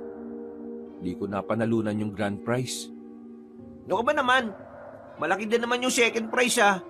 Tsaka alam kong proud sa'yo si Mang Eusebio. Huwag ka lang mag-isip ng kung ano-ano. At mas lalong proud naman sa'yo si Aling Paring. Happy lang, pre. Tandaan mo, isa itong magandang karanasan para mas pag-igihan mo pa. Malay mo, ito na pala simula. Ang mabuti pa, Umuwi na lang tayo sa atin para maibalita kaagad natin sa mga magulang mo ang nangyari. Second prize ka kaya? Yahoo! Tumango na lamang si Sergio. Kung siya lang ang masusunod, ayaw pa sana niyang umuwi sa kanila. Pero dahil hindi sila pwedeng magtagal sa labas, kailangan nilang bumalik agad ng kanilang baryo. Hindi pa rin niya nakakalimutan ang panganib na dala ng mga aswang. Nang makabalik na sila ay agad na nilang binalita kay Aling Paring ang nangyari. Nakinga ng maluwag si Sergio dahil wala roon ang kanyang ama. Hindi niya kasi alam kung may ihaharap pa siyang muka sa matandang lalaki. Ganun pa man, masayang-masaya naman si Aling Paring sa kanyang narating. Sa katunayan, naghanda na nga ito ng pagkain bago pa man sila umuwi. Sinasabi ko na nga ba't makakaabot ka sa ganun, anak? Magaling ka talaga. Hindi nga po ako nag-champion eh. Ano naman, ang mahalaga, napabagsak mo ang mga nakaharap mo. Mas marami kang tinalo kaysa sa tumalo sa iyo. Tama ang nanay mo. Yun ang mahalaga. At ang naamoy kong masarap sa loob. Ang mabuti pa pumasok na kayo para maipagdiwang natin yan. Nasan si tatay? Umalis siya kanina nung pag-alis mo. Pero baka papauwi na rin yon. Sabay-sabay na lamang silang kumain ng mga sandaling yon. Kahit na papaano ay nawala na rin ang pagkadismaya ni Sergio sa kanyang sarili. Habang nagkakasiyahan sila sa harap ng hapagkainan, nakarinig sila ng malalakas na sigaw sa labas. Nung una, inakala nilang may mga nag-aaway lang. Pero nang silipin ni Rene sa labas, dito na sila nagsimulang kilabutan. May aswang! May umataking aswang! Napatayo silang lahat. Otomatikong kinuha ni Sergio ang itak na nasa likuran ng pintuan. Nay, sa kwarto ka lang muna. Pero paano ka? Baka mapahamak ka, anak. Nay, wala si tatay. Ako in charge ngayon. Sige na, sumunod na lang kayo sa akin. Napilitan na lamang ang matandang babae. Pumasok na lamang ito sa loob ng kwarto. Habang silang magkakaibigan naman, ay isinarado na lang ang pinto at ang mga bintana. Palakas ng palakas ang sigawan sa labas. Maya-maya pa ay naririnig na nila ang mga humihiyaw na aswang. Nasaan na ba yung mga manunugis na yan? Bakit parang ang tagal nila? Ligtas ba tayo, pre? Sa pagkakaalam ko, oo, may mga nilagay si tatay na mga pangontra sa bakuran at meron din naman tayong pangontra sa katawan. Kaya kumalma lang tayo. Sumilip sila sa bintana. Nanlalaki na ang mga mata nila nang makitang ang mga aswang ay dumaan na sa harapan ng kanilang bahay. Pilit pinapasok ng mga yon ang kabahayan. Hindi nagtagal, may mga aswang na tumigil sa tapat nila. Nagtangkang pumasok ang mga yon. Pero pagkakbang pa lamang ng mga ito sa bakuran, agad na napaatras sa mga yon. Napahawak sa ulo ang mga yon. Palagay ni Sergio, epektibo nga ang pangontrang inilagay ng kanyang ama. Lahat ng makikita natin ay papaslangin natin. Tandaan nyo, pinaslang nila ang ating prinsesa. Pinaslang nila ang anak ko. Hanapin nyo ang maginang yon. Kapag nakita nyo sila, dalhin nyo sa akin at ako mismo ang pupugot sa ulo nila. Narinig nilang sinabi yon ng isang matandang lalaki sa labas. Napatago na lamang silang tatlo at hindi na muna sumilip. Sa puntong yon, ramdam na ramdam ni Sergio ang kaba na nananalaytay sa kanyang ugat. Duda niya na ang matandang yun ay ang hari ng mga aswang. Kahit na hindi naman reliyosong tao si Sergio, makailang ulit siyang nagdasal na sana walang aswang na makapasok sa kanilang bakuran. Pre, ayaw nilang umalis sa tapat. Nandiyan pa rin ba yung matanda? Wala na. Pero yung mga kanina, nandyan pa rin. Parang mga tanga pinipilit pa. Teka, hindi kaya hinahanap nila kung saan nakalagay yung mga pangontra? Patay na. Hindi nila pwedeng malaman kung saan nilagay yun ni tatay. Baka alisin nila. Kung harapin na lang kaya natin sila. Bah, tapang mo Pero katangaan yun. Alam mo marami sila sa labas Hindi tayo pwedeng lumabas dito. Kapag nalaman nilang may tao rito, mas lalo silang magpupursige makapasok. Nang muling sumilip si Sergio, nakita niyang nasa loob na ng bakuran nila ang mga aswang. Natanggal na ng mga yun ang ubos na kandila na nagsisilbing pangontra sana ng kanilang bahay. Manda kayo, nasa bakuran na sila. Huwag kayong maingay. Nararamdaman nila ang bawat takbang ng mga aswang. Hanggang sa naramdaman na lang nilang nasa harapan na ito ng pinto. Agad silang umatras. Pumwesto sila sa pinto ng silid ni Aling Paring. Maigpit ang hawak ni Seryo sa itak. Tagaktak ang pawis ng binata ng dahil sa kaba. Pero kailangan niya maging matapang sa mga sandaling ito.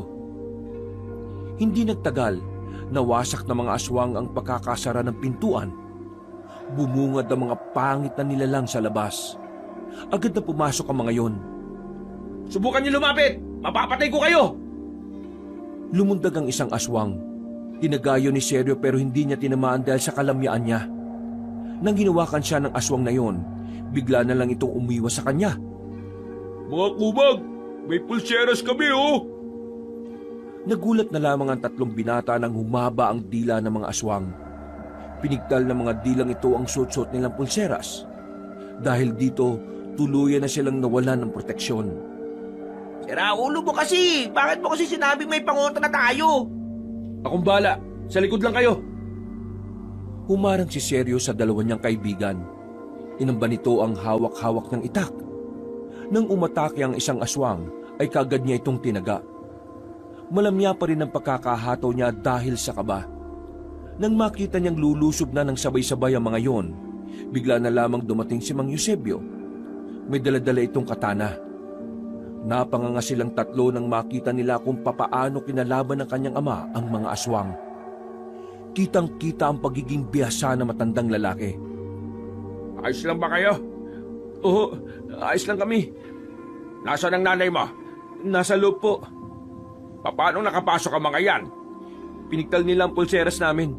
Inalis naman nila yung mga upos ng kandila na nilagay mo sa bakuran natin. Huwag kayong mag-alala. Nandito na ang mga manunugis. Tay, nandito rin kanina yung hari ng mga aswang. Narinig naming hinahanap nila kami ni nanay. Kinutok na nila si Aling Paring sa loob. Takot na takot ang matandang babae. Naiiyak na ito dahil sa mga nangyayari.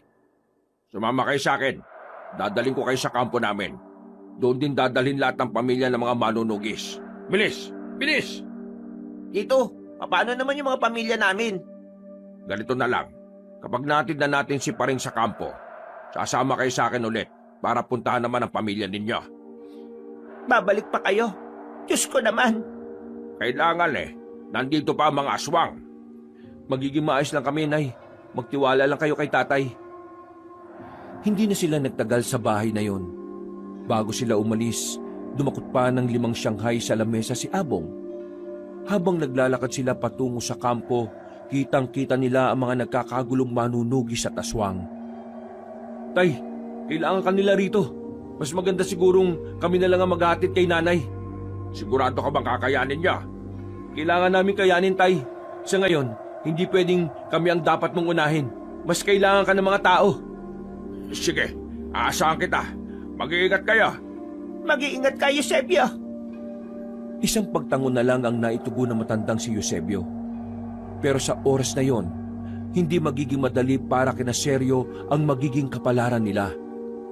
Dahil sa kanilang daraanan, meron palang naghihintay na aswang. Napatago sila sa gilid nang makarating na sila sa daanan na walang katao-tao. Narinig kasi nilang may umaangil na aswang doon.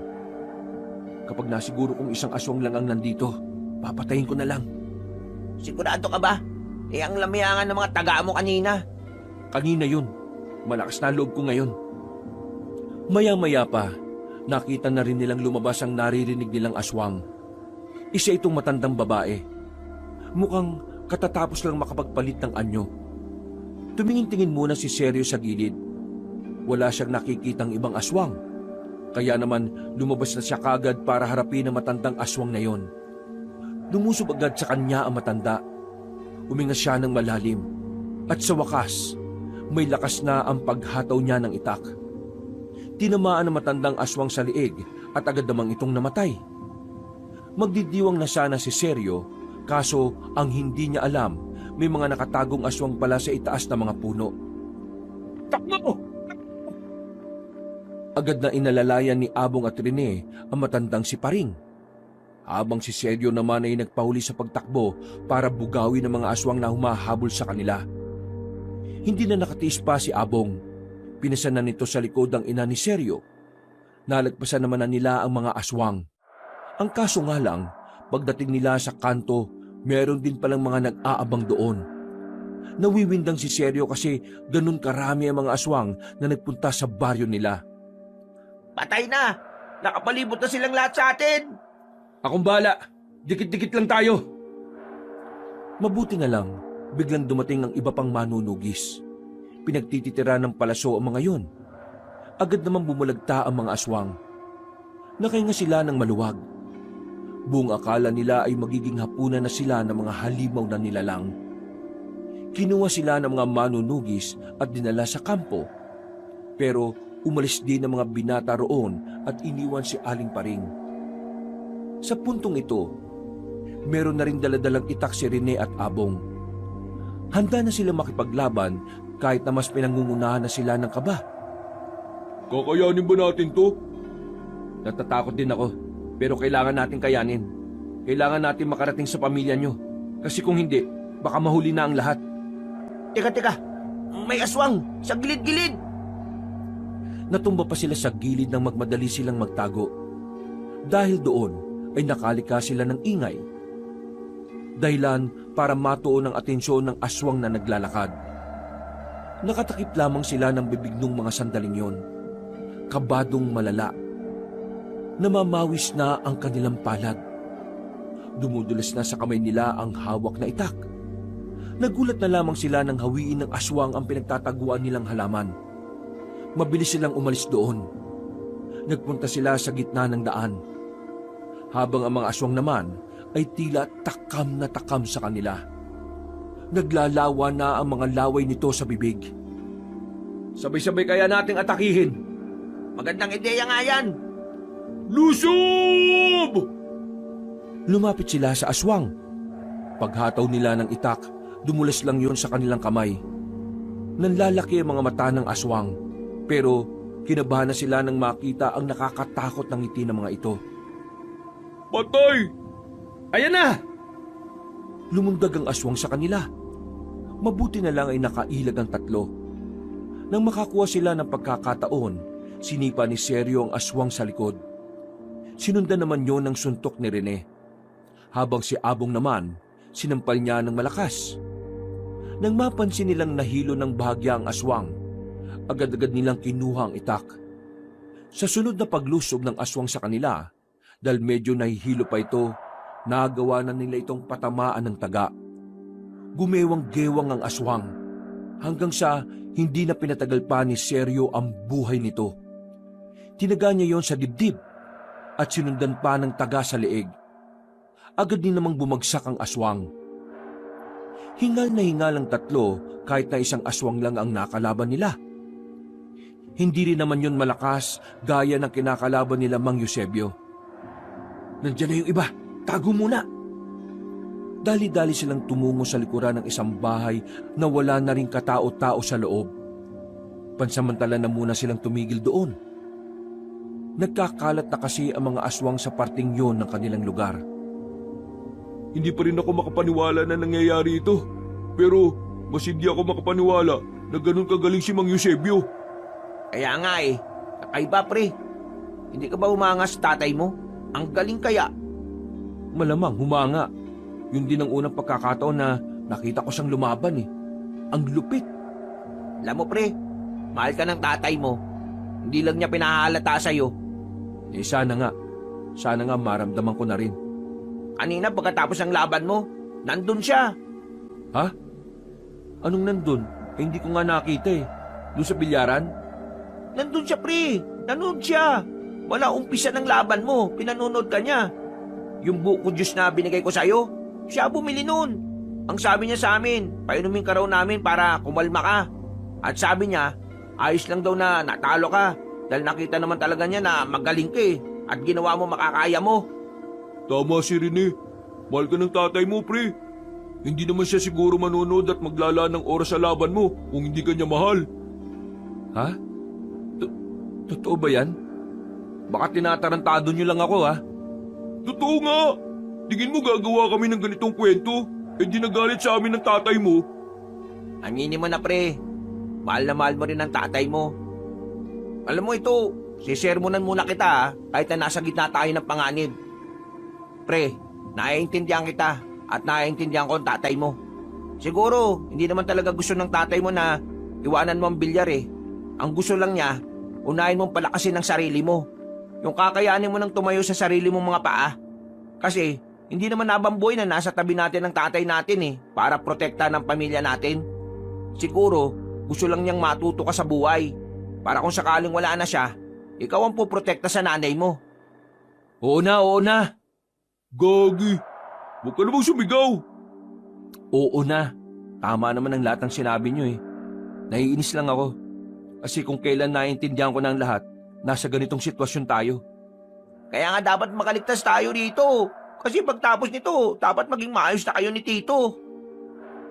Tinakpan ni Abong ang bibig ni Seryo nang mapansin nitong may papalapit na aswang sa kinalalagyan nila. Buti na lamang ay hindi yun tumuloy. Mukhang kailangan na nating umalis dito. Pasimple silang lumabas ng kanilang pinagtataguan. Nang masiguro nilang wala ang aswang sa paligid, tinakbo na nila ang daan dahil malapit na rin naman sila sa bahay ni Abong at Rene. Magkatabi lamang din pala yun, kaya hindi na sila nahirapan. Pagdating nila roon, saktong nakita nilang isa-isa nang nagsasakayan sa truck ang pamilya ni Rene at Abong. May hawak din mahahabang baril ang tatay ng dalawa. Nakingan ng maluwag ang dalawa nang malamang nasa ligtas na kalagayan naman ng kanilang pamilya. Sumama na kayo sa kanila, pre. Paalis na ang truck. Baliw! Anong gagawin mo dito? Sumama ka na rin sa amin. Oo nga, umalis na tayo dito. Hindi. Babalikan ko si tatay. Sasamahan ko siyang lumaban. Hindi ko kayang isipin na hindi ko nakikitang nasa maayos na kalagayan siya. Pero pre, mag-isa ka na lang babalik.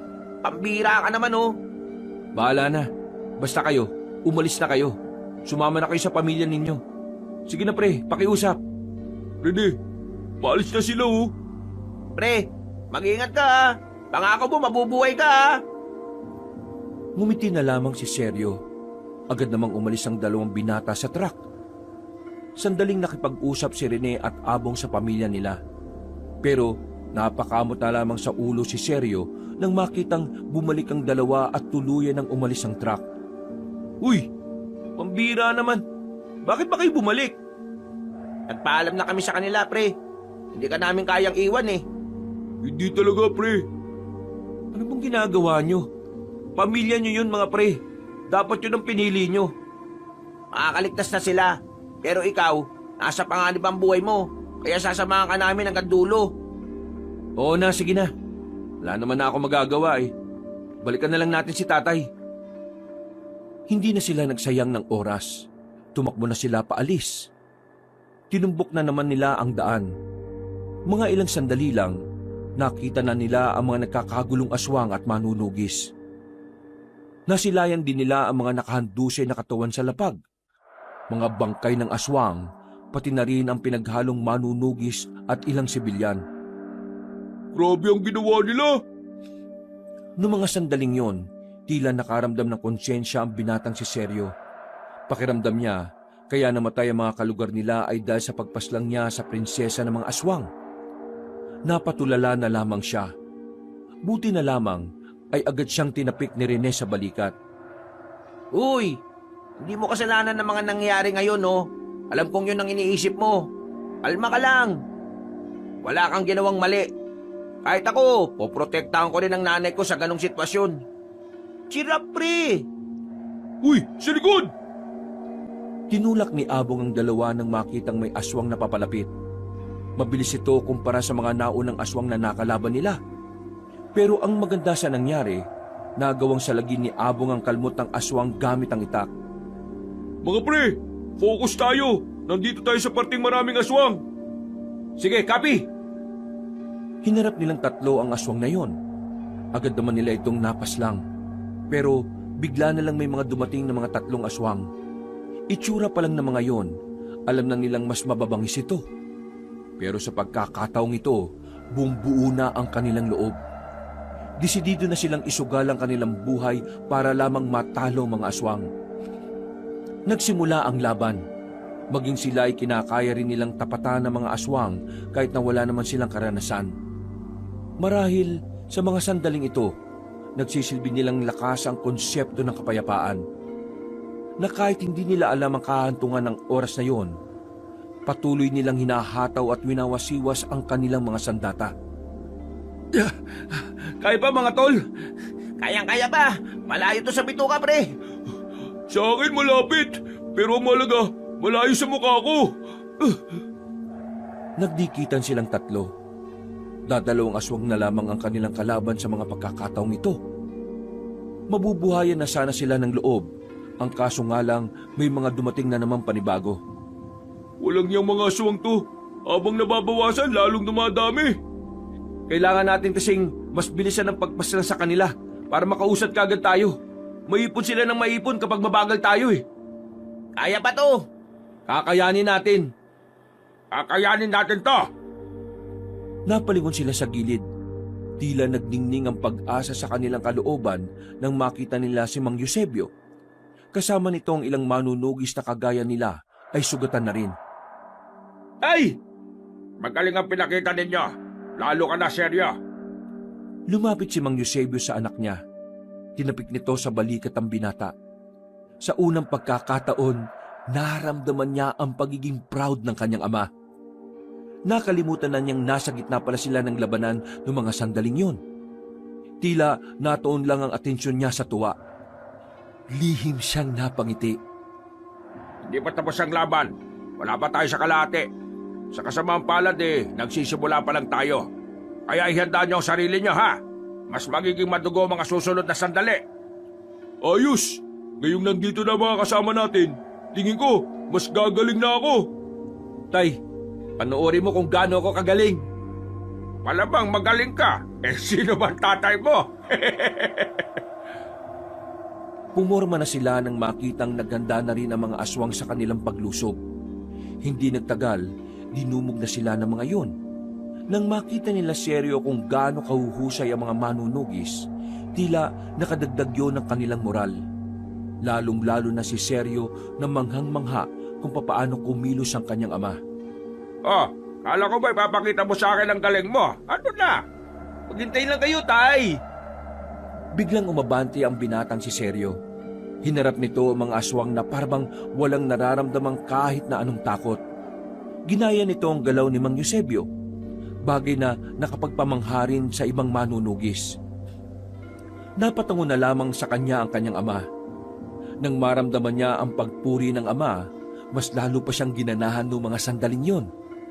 Sa kanilang pagpapatuloy, tuluyan na nilang napuksa ang mga aswang na yon. Pansamantalang natigil ang labanan.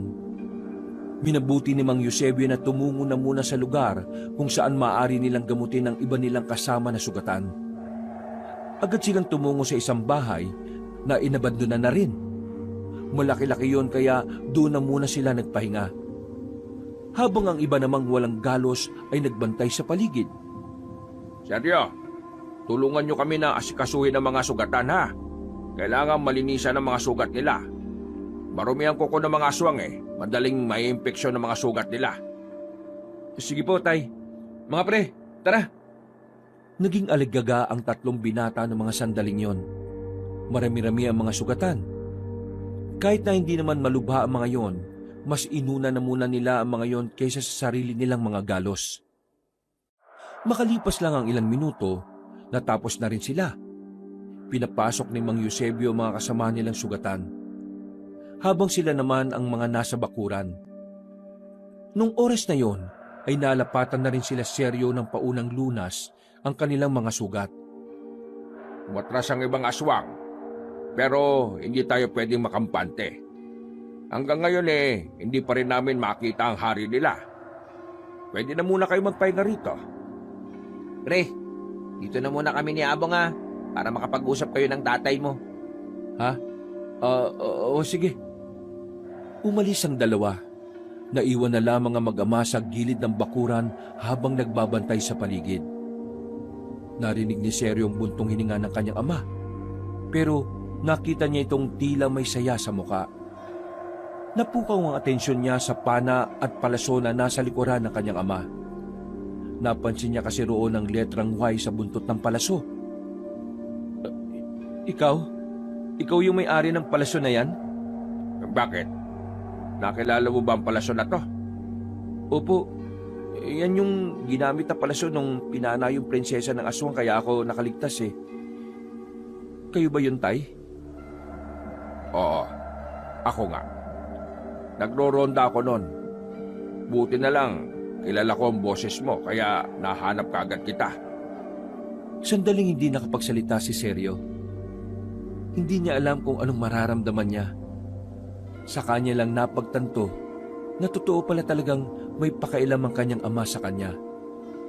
Hindi niya lamang yon napapansin dahil masyado siyang nabulag sa galit niya. Kahit na anong alitan ng mag-ama pa rin sila. Kaya walang dahilan para hindi kita iligtas noon. Tay, sorry po ah. Sorry kasi lagi kitang inokontra. Lagi kitang inaaway. Nawalan ako ng galang sa inyo. Hindi ako naging mabuting anak sa iyo. At wala rin akong ginawang maganda sa buhay ko. Sorry talaga, Tay. Anak, lahat tayo biktima ng aswang. Nang mamatay ang kuya mo dahil sa aswang, na-trauma ang nanay mo. Nang dumating ka sa buhay namin, binuhos niya ang buhay niya sa'yo. Sobrang pinrotektahan ka niya. At dahil doon, lumaki kang nakadepende sa kanya. Napagtanto ko lang na wala akong dapat nasisihin kung bakit ka nagkaganyan. Ginawa lang naman ng nanay mo ang makakaya niya para protektahan at ingatan ka. Lahat ito dahil sa mga aswang. Kaya, pasensya na rin kung nagagalit ako sa iyo kasi ganyan ka lumaki. May pagkukulang din naman ako. Masyado akong naging abala sa mga kung paano mabibigyan ng hustisya ang kuya Dodito mo. Nakalimutan kong may anak pa pala akong isa. Ay, maraming salamat po. Hindi niyo alam kung gaano ako kasaya ngayon.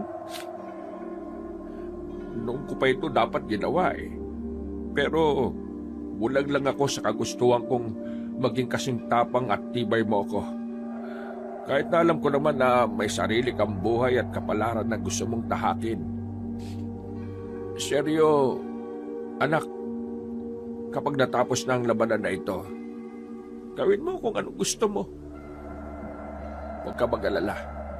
Susuportahan kita. Maraming salamat, Tay. Salamat po talaga. Oo, huwag ka magpasalamat. Kasi normal na ginagawa ng isang ama ang suportahan ng anak. Obligasyon ko yun. Ang gusto ko lang, ingatan mo ang sarili mo, ha? Hindi ako magagalit kung magkakamali ka o mabibigo ka. Basta ipakita mo lang sa akin na lagi kang may natututunan sa bawat paglalakbay mo. Magiging masaya na ako para sa iyo. Tay,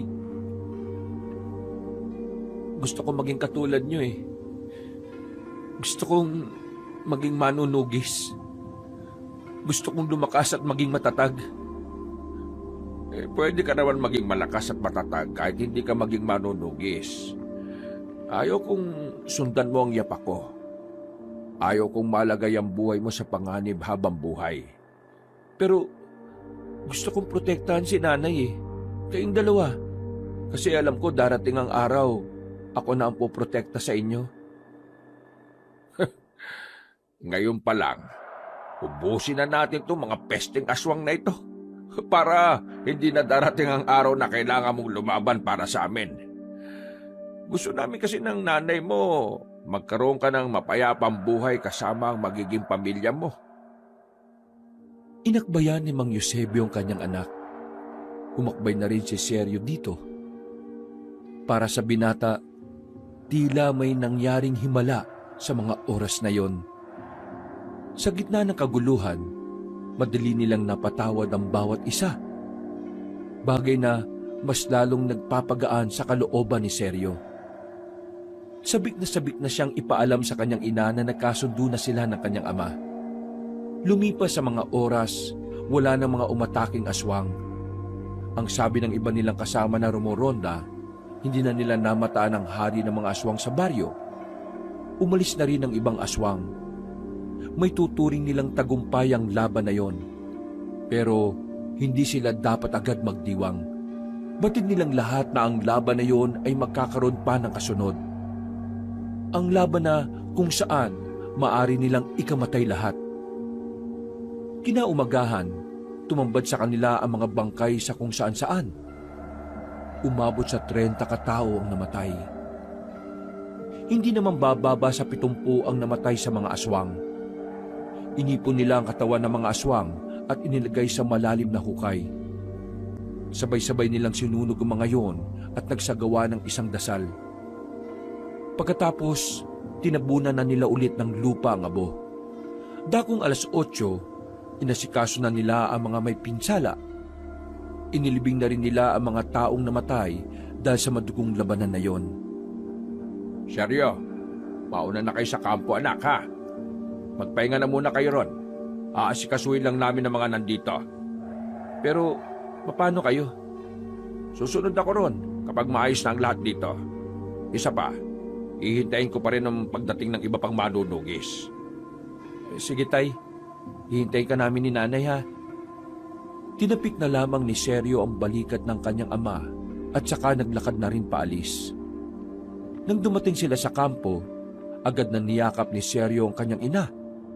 Naroon din ng ibang mga pamilya dahil tila naging evacuation center ang lugar na yon. Bakit kayo lang ang dumating? Nasaan ang tatay mo? Anong nangyari sa kanya? Nay, nasa maayos na kalagayan si tatay. Walang nangyaring masama sa kanya. Kailangan niya lang magpaiwan doon dahil inaasikaso niya pa yung mga taong sugatan at mga namatay. Ay, Diyos ko. Mabuti naman kung ganon. Ikaw, kumusta ka naman? May sugat ka? Ayos lang ako, Nay. Hindi naman malalayan eh. Kayo rito? Ayos naman ako dito. Mababait ang mga nagbabantay sa amin. Nay, nagkaayos na po kami ni tatay. Ha? Talaga? Diyos ko, mabuti naman kung ganon. Matagal ko nang pinagdarasal yan. Mabuti naman dininig na ako ng Panginoon. Nay, pagkatapos ng kaguluhan na ito, pinapangako ko, magiging masayang pamilya na tayo ulit. Muling nagyakapan ng mag-ina. Nilulubos na ni Sergio ang pagkakataong yon dahil wala silang ideya kung anong mangyayari kinagabihan. Matapos ang pag-uusap nilang mag-ina, hinanap naman niya si Rene at Abong. Saktong katatapos lang ng mga yon na dalawin din ng kanilang mga pamilya. Oh, kumusta sila? Okay naman. Mabuti na lang talaga. Nagamit ng kakilala nila yung truck para makaalis sila kaagad. Sila tatay naman, ayos lang din. Pero si Tiyo, na high blood yata. Ayun, inaasikaso siya ng mga manggagamot. Ang mahalaga, nasa ligtas na lugar na sila. Mga pre, sasama ba kayo mamaya? Kasi ako, babalik ako sa baryo natin. Sasamahan ko si tatay. Alam nyo, dito na lang kaya kayo. Tatapusin natin to na magkakasama, no? Oo, nasimulan na natin eh. Sigurado ba kayo, pre? Mas mabangis na yung makakalaban natin mamaya. Hari na ng mga aswang yon.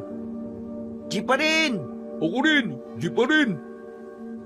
Mabilis na lumipas sa mga oras. Nagpaalam na rin sila sa kanilang mga pamilya. Kailangan na nilang bumalik sa baryo para samahan ng mga naiwang manunugis doon.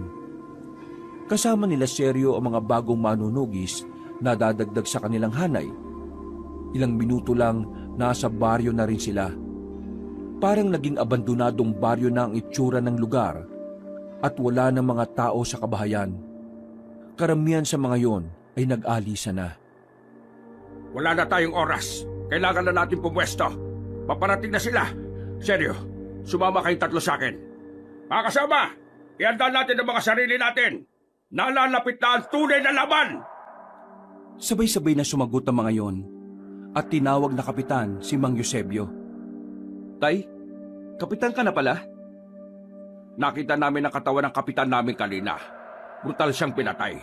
Kaya ako nang ipinalit nila. Wala na silang sinayang na sandali. Pumesto na sila sa bandang unahan ng baryo. Nakaupo lamang sila sa likuran ng mga nakatambak na kahoy sa gilid ng bahay. Ilang minuto na nilang sinisipat ang labas, pero hindi pa rin nila nakikita ang mga aswang. Mas malakas na aswang na makakalaban natin. Hindi na sila nararamdaman ng langis na lana. Kaya mag-iingat. Walang lalayo sa akin, ha? Tito, gaano ba kalakas ang hari ng mga aswang? Mas malakas sa mga nakalaban natin. Gabunan ng hari. At ang gabunan ang isa sa pinakamalakas na aswang. Matatalo naman natin siya, di ba? Oo, basta kailangan lang nating tibayan. Hindi nagtagal, naramdaman na rin nila ang presensya ng mga aswang.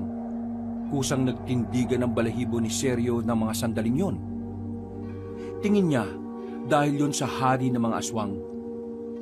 Hinanda na nila ang mga kasamahan nila nang lumitaw na sa tapat ang mga aswang. Pagsenyas ni Mang Seryo, nagpaulan na ng maraming palaso ang mga manunugis.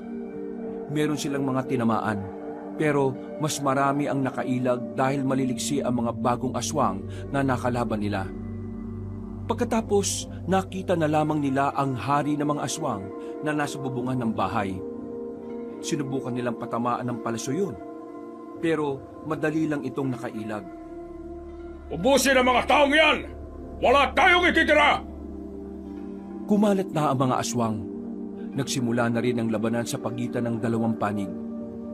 Habang sila Mang Eusebio naman, nanatili lang sa kanilang pinagtataguan.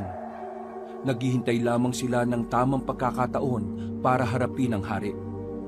Pero maya-maya lang, natagpuan na rin sila ng mga kalaban nila sa kinalalagyan nila. Napilitan na silang harapin ang mga yon dahil mas magiging alanganin sila kung hihintayin nila ang hari. Kalma lang. Isipin nyo lang na nag-iinsayo kayo. Ayan na! Muling nakipagsagupaan ang apat kasama ng iba pang miyembro ng manunugis. Naging mahirap para sa kanila ang mga sandaling yon dahil maraming natatakbuhan at naaakyatan ng mga aswang. Kaya naman, naisipan ni Mang Eusebio na umalis doon. Tumungo sila sa lugar kung saan malayo sa kabahayan. Nang sumunod ang mga aswang doon, nagkaroon na sila ng pagkakataon para makapalag. Focus! Walang lulutang-lutang! Munti ka nang mahagip si Rene at Abong. Buti na lang ay nasa lagito ni Mang Eusebio. Mas mabagal pala sila kapag wala silang naakyatan. Kaya natin to. Sumunod lang kayo sa akin. Aharapin ko ang marami. Umuna na si Mang Eusebio. Hinarap nito ang 7 aswang. Habang sila Seryo naman ay nasa likod lang para protektahan ang matandang lalaki. Kada lalapit ang mga aswang, nagagawa na nila yung patamaan. Bagay na kahit papaano, nakalalamang na sila sa laban na yun. Pagkatapos nilang pulbusin ang mga yon, muli na namang nagtindigan ng balahibo ni Seryo. Nararamdaman na naman niya ang presensya ng hari ng mga aswang. Sa wakas, nakita ko na rin ang taong pumaslang sa anak ko. Ikaw! Ikaw, binata ka! Kasalanan din ng anak mo kung bakit siya napatay. Kung hindi niya kami inatake at kung hindi niya pinagtangkaan ang nanay ko, buhay pa sana siya ngayon. Pinagtanggol ko lang ang nanay ko. Kahit sinong anak, gagawin yon. Pasensya ka na, iho. Pero hindi ako narito para malaman kung gaano mo kamahal ang nanay mo. Nandito ako para maningil. Wala akong pakialam kung ano ang ginawa ng anak ko. Bilang ama, gagawin ko rin ang nararapat para sa kanya. Ama rin ako, pero hindi ko kukonsintihin ang anak ko kapag meron siyang ginagawang mali. Kasalanan mo bilang ama kung bakit siya namatay. Alam mong may problema sa pag-iisip ang anak mo. Hinayaan mo makalis. Manahimik ka! Ngayong gabi, ipaparamdam ko rin sa iyo kung ano ang pakiramdam ng nawala ng anak. Sa sinabing yon ng Haring Aswang, tila nakaramdam ng kaba si Mang Eusebio. Alam na nito na ang unang pupuntirihin ay si Seryo. Seryo, alerto ka ha? Nagulat na lamang sila nang biglang gumapang ng mabilis patungo sa kanila ang Haring Aswang. Pero ang mas ikinagulat nila ay meron pa itong gamit na patalim. Isang mahabang espada na bungi-bungi ang talim. Agad na humarang si Mang Eusebio at nasalag nito ang espada ng aswang. Hindi naman nagsayang ng pagkakataon si Seryo. Sinubukan niya itong hatawin, pero mabilis itong nakalayo. Nakakalimutan kong sabihin. Kaya marunong akong gumamit ng espada ay dahil dati rin akong manunugis. Muli itong lumusob sa kanilang apat. Tinamaan ng Haring Aswang si Rene. Nadaplisan ito sa hita. Dahilan para agad na matumba ang binata. Sinunod naman ito si Abong. Tinaga ito sa bandang binti. At kahit daplis lang yon, hindi na ito makabangon pa. Mga epal, wala namang mga silbi. Kayo mag-ama, kayo ang gusto kong makaharap. Pero mas gusto kitang patayin, iho! Naunang umatake si Mang Eusebio. Sumunod naman si Seryo. Dalawa na silang nakikipagsabayan sa hari. Dahil higit na may karanasan si Mang Eusebio sa paghawak ng sandata, nagawa niyang tamaan ng aswang sa muka. Tuluyan na itong nagalit. Binitiwan nito ang patalim. At kalaunan, lumabas na rin ang tunay nitong kulay. Napanganga si Seryo sa nakita niyang pagpapalit anyo ng matanda. Seryo! Hinila siya ng kanyang ama. Muntikan na kasi siyang tamaan ng malakas na suntok ng Haring Aswang. Sa lakas ng suntok ay naramdaman pa ni Seryo ang malakas na hangin. Sakaling tinamaan siya, maaaring nabasag ang kanyang muka. Anak, huwag ka matatakot! Nilakasan ni Seryo ang kanyang loob. Muli siyang nakipagsabayan sa matandang aswang. Pero sa pagkakataong yon, tinamaan na ang kanyang ama. Tumilapo nito patungo sa gilid, habang siya na lang ang natitirang nakatindig sa kanilang apat. Marahang napapaatras si Seryo, habang ang aswang naman na sa harapan niya ay tumatawa na parabang nababaliw. Batid ni Seryo na maaring yun na ang kanyang katapusan. Hindi rin niya sigurado kung kakayanin pa ng kanyang ama na makatayo. Kaya naman sarili na lamang niya ang pwede niyang asahan. Tumigil sa paglalakad si Seryo. Ipinagtaka naman ito ng Haring Aswang. Hinawakan niya ng maigpit ang kanyang hawak na itak. Matapos huminga ng malalim, sinubukan niyang lumusob. Pinagtatataga niya ang aswang sa harapan niya. Pero walang kahirap-hirap lang itong naiilaga na matandang aswang. Hindi ako natatakot sa'yo! Hindi! Biglang nahawakan ng Haring Aswang ang kanyang braso. Hinila siya palapit at nadakpan nito ang leeg niya. Binalibag siya nito sa lapag. Buti na lang ay lupa ang kinatatayuan nila, kaya kahit na papaano hindi malubha ang tinamo ng katawan niya. Pero hindi pa man siya nakakabangon, umibabaw sa kanya ang matandang aswang. Sinampal siya ng malakas sa muka. Paulit-ulit yon, hanggang sa mamanhid na ang pisngi niya. Anong akala mo? Papaslangin kita kagad? Hindi! Pahihirapan muna kita para mapanood ng ama mo kung paanong unti-unti kang mamatay! Kinalmot ng aswang ang kanyang hita. Ilang beses yung ginawa sa kanya hanggang sa mapasigaw na siya sa sobrang sakit. Ano? Masakit ba? Hoy! Kapitan ng manunugis! Anong pakiramdam? Palagya ka! Tigilan mo siya! Sinubukan makabangon ni Mang Eusebio, pero nanghihina na ang tuhod nito. Si Rene at Abong naman, sinubukan ding makalapit pero bumagsak lang sila ulit. Huwag ka mag-alala. Hindi naman agad mamamatay itong anak mo eh. May oras ka pa para makapagpaalam sa taong ito. Kabilang hita naman ang pinagkakakalmot na matandang aswang. Kahit anong gawin mo sa akin, hindi na may babalik ang buhay ng anak mong praning! Kahit patayin mo ako, patayin na rin ang anak mo! Anong sinabi mo, ha? Humaba ng triple ang kuko ng Haring Aswang. Akmang itatarak na nito yon kay Seryo, pero nakadukot ng palaso si Mang Eusebio. Tinira niya ng palaso ang batok ng aswang. Dahil dito, natigilan ito sa plano nitong gawin. Hindi inaasahan ng Haring Aswang na mangyayari yon. Kaya nanlalaki ang mga mata nitong lumingon kay Mang Eusebio.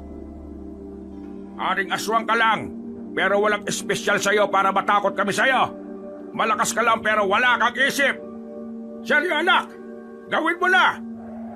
Buong puwersang kinuha ni Seryo ang itak niya sa gilid. Sinubukan niyang bumangon, at kahit na mahapdi ang kanyang dalawang hita, binuhos niya ang lahat ng natitira niyang lakas. Itinarak niya ang itak sa mismong ulo ng kalaban nila. Sa isang iglap lang, napatay na ng binata ang hari ng mga aswang. Hindi na alam ni Seryo kung ano ang mga sumunod na nangyari. Tuluyan na siyang nawala ng malay. Basta nang magising siya, maliwanag na ang paligid. Nasa gilid na niya ang kanyang ama at ina. Sa kabilang kama naman, nakaupo si Rene at Abong na may mga benda na rin sa binti at hita. Niyakap siya ng maigpit ng kanyang ina. Sobrang nag-aalala ito para sa kanya. Pero noong mga sandaling yon, labis ang saya ni Seryo nang malamang natalo na nga nila ang mga aswang. Dahil sa kanilang tagumpay, muling nagbalikan ng mga tao sa baryo. Marami man ang buhay na nawala, tinanggap na lamang nila yon. Dahil ang mahalaga na lamang para sa lahat ay makakapagsimula na rin sila ng mapayapang buhay. Wala ng aswang, wala ng panganib. Samantala, mula noon ay naging mas maganda naman ang samahan ni Mang Eusebio at Seryo. Sa katunayan, ang ama pa nga ng binata ang nag-uudyok na sumali sa mga paligsahan ng bilyarang anak. Naging magkasundo na silang mag-ama. Masaya na ulit ang kanilang pamilya. Wala nang mahihiling pa ang binata, kundi ang manatiling maligaya ang pamilya niya. Hindi man niya tinahak ang landas ng kanyang ama, ang importante sa kanya ay magkakasama silang masaya. Isang taon na rin ang nakalipas matapos ang madugong labanan. Wala nang lumitaw na aswang. Wala nang peligro. Ligtas nang maglakad ng mag-isa sa gabi. Dahil kahit na anong mangyari, hinding-hindi magtatagumpay ang kasamaan laban sa kabutihan. Wakas.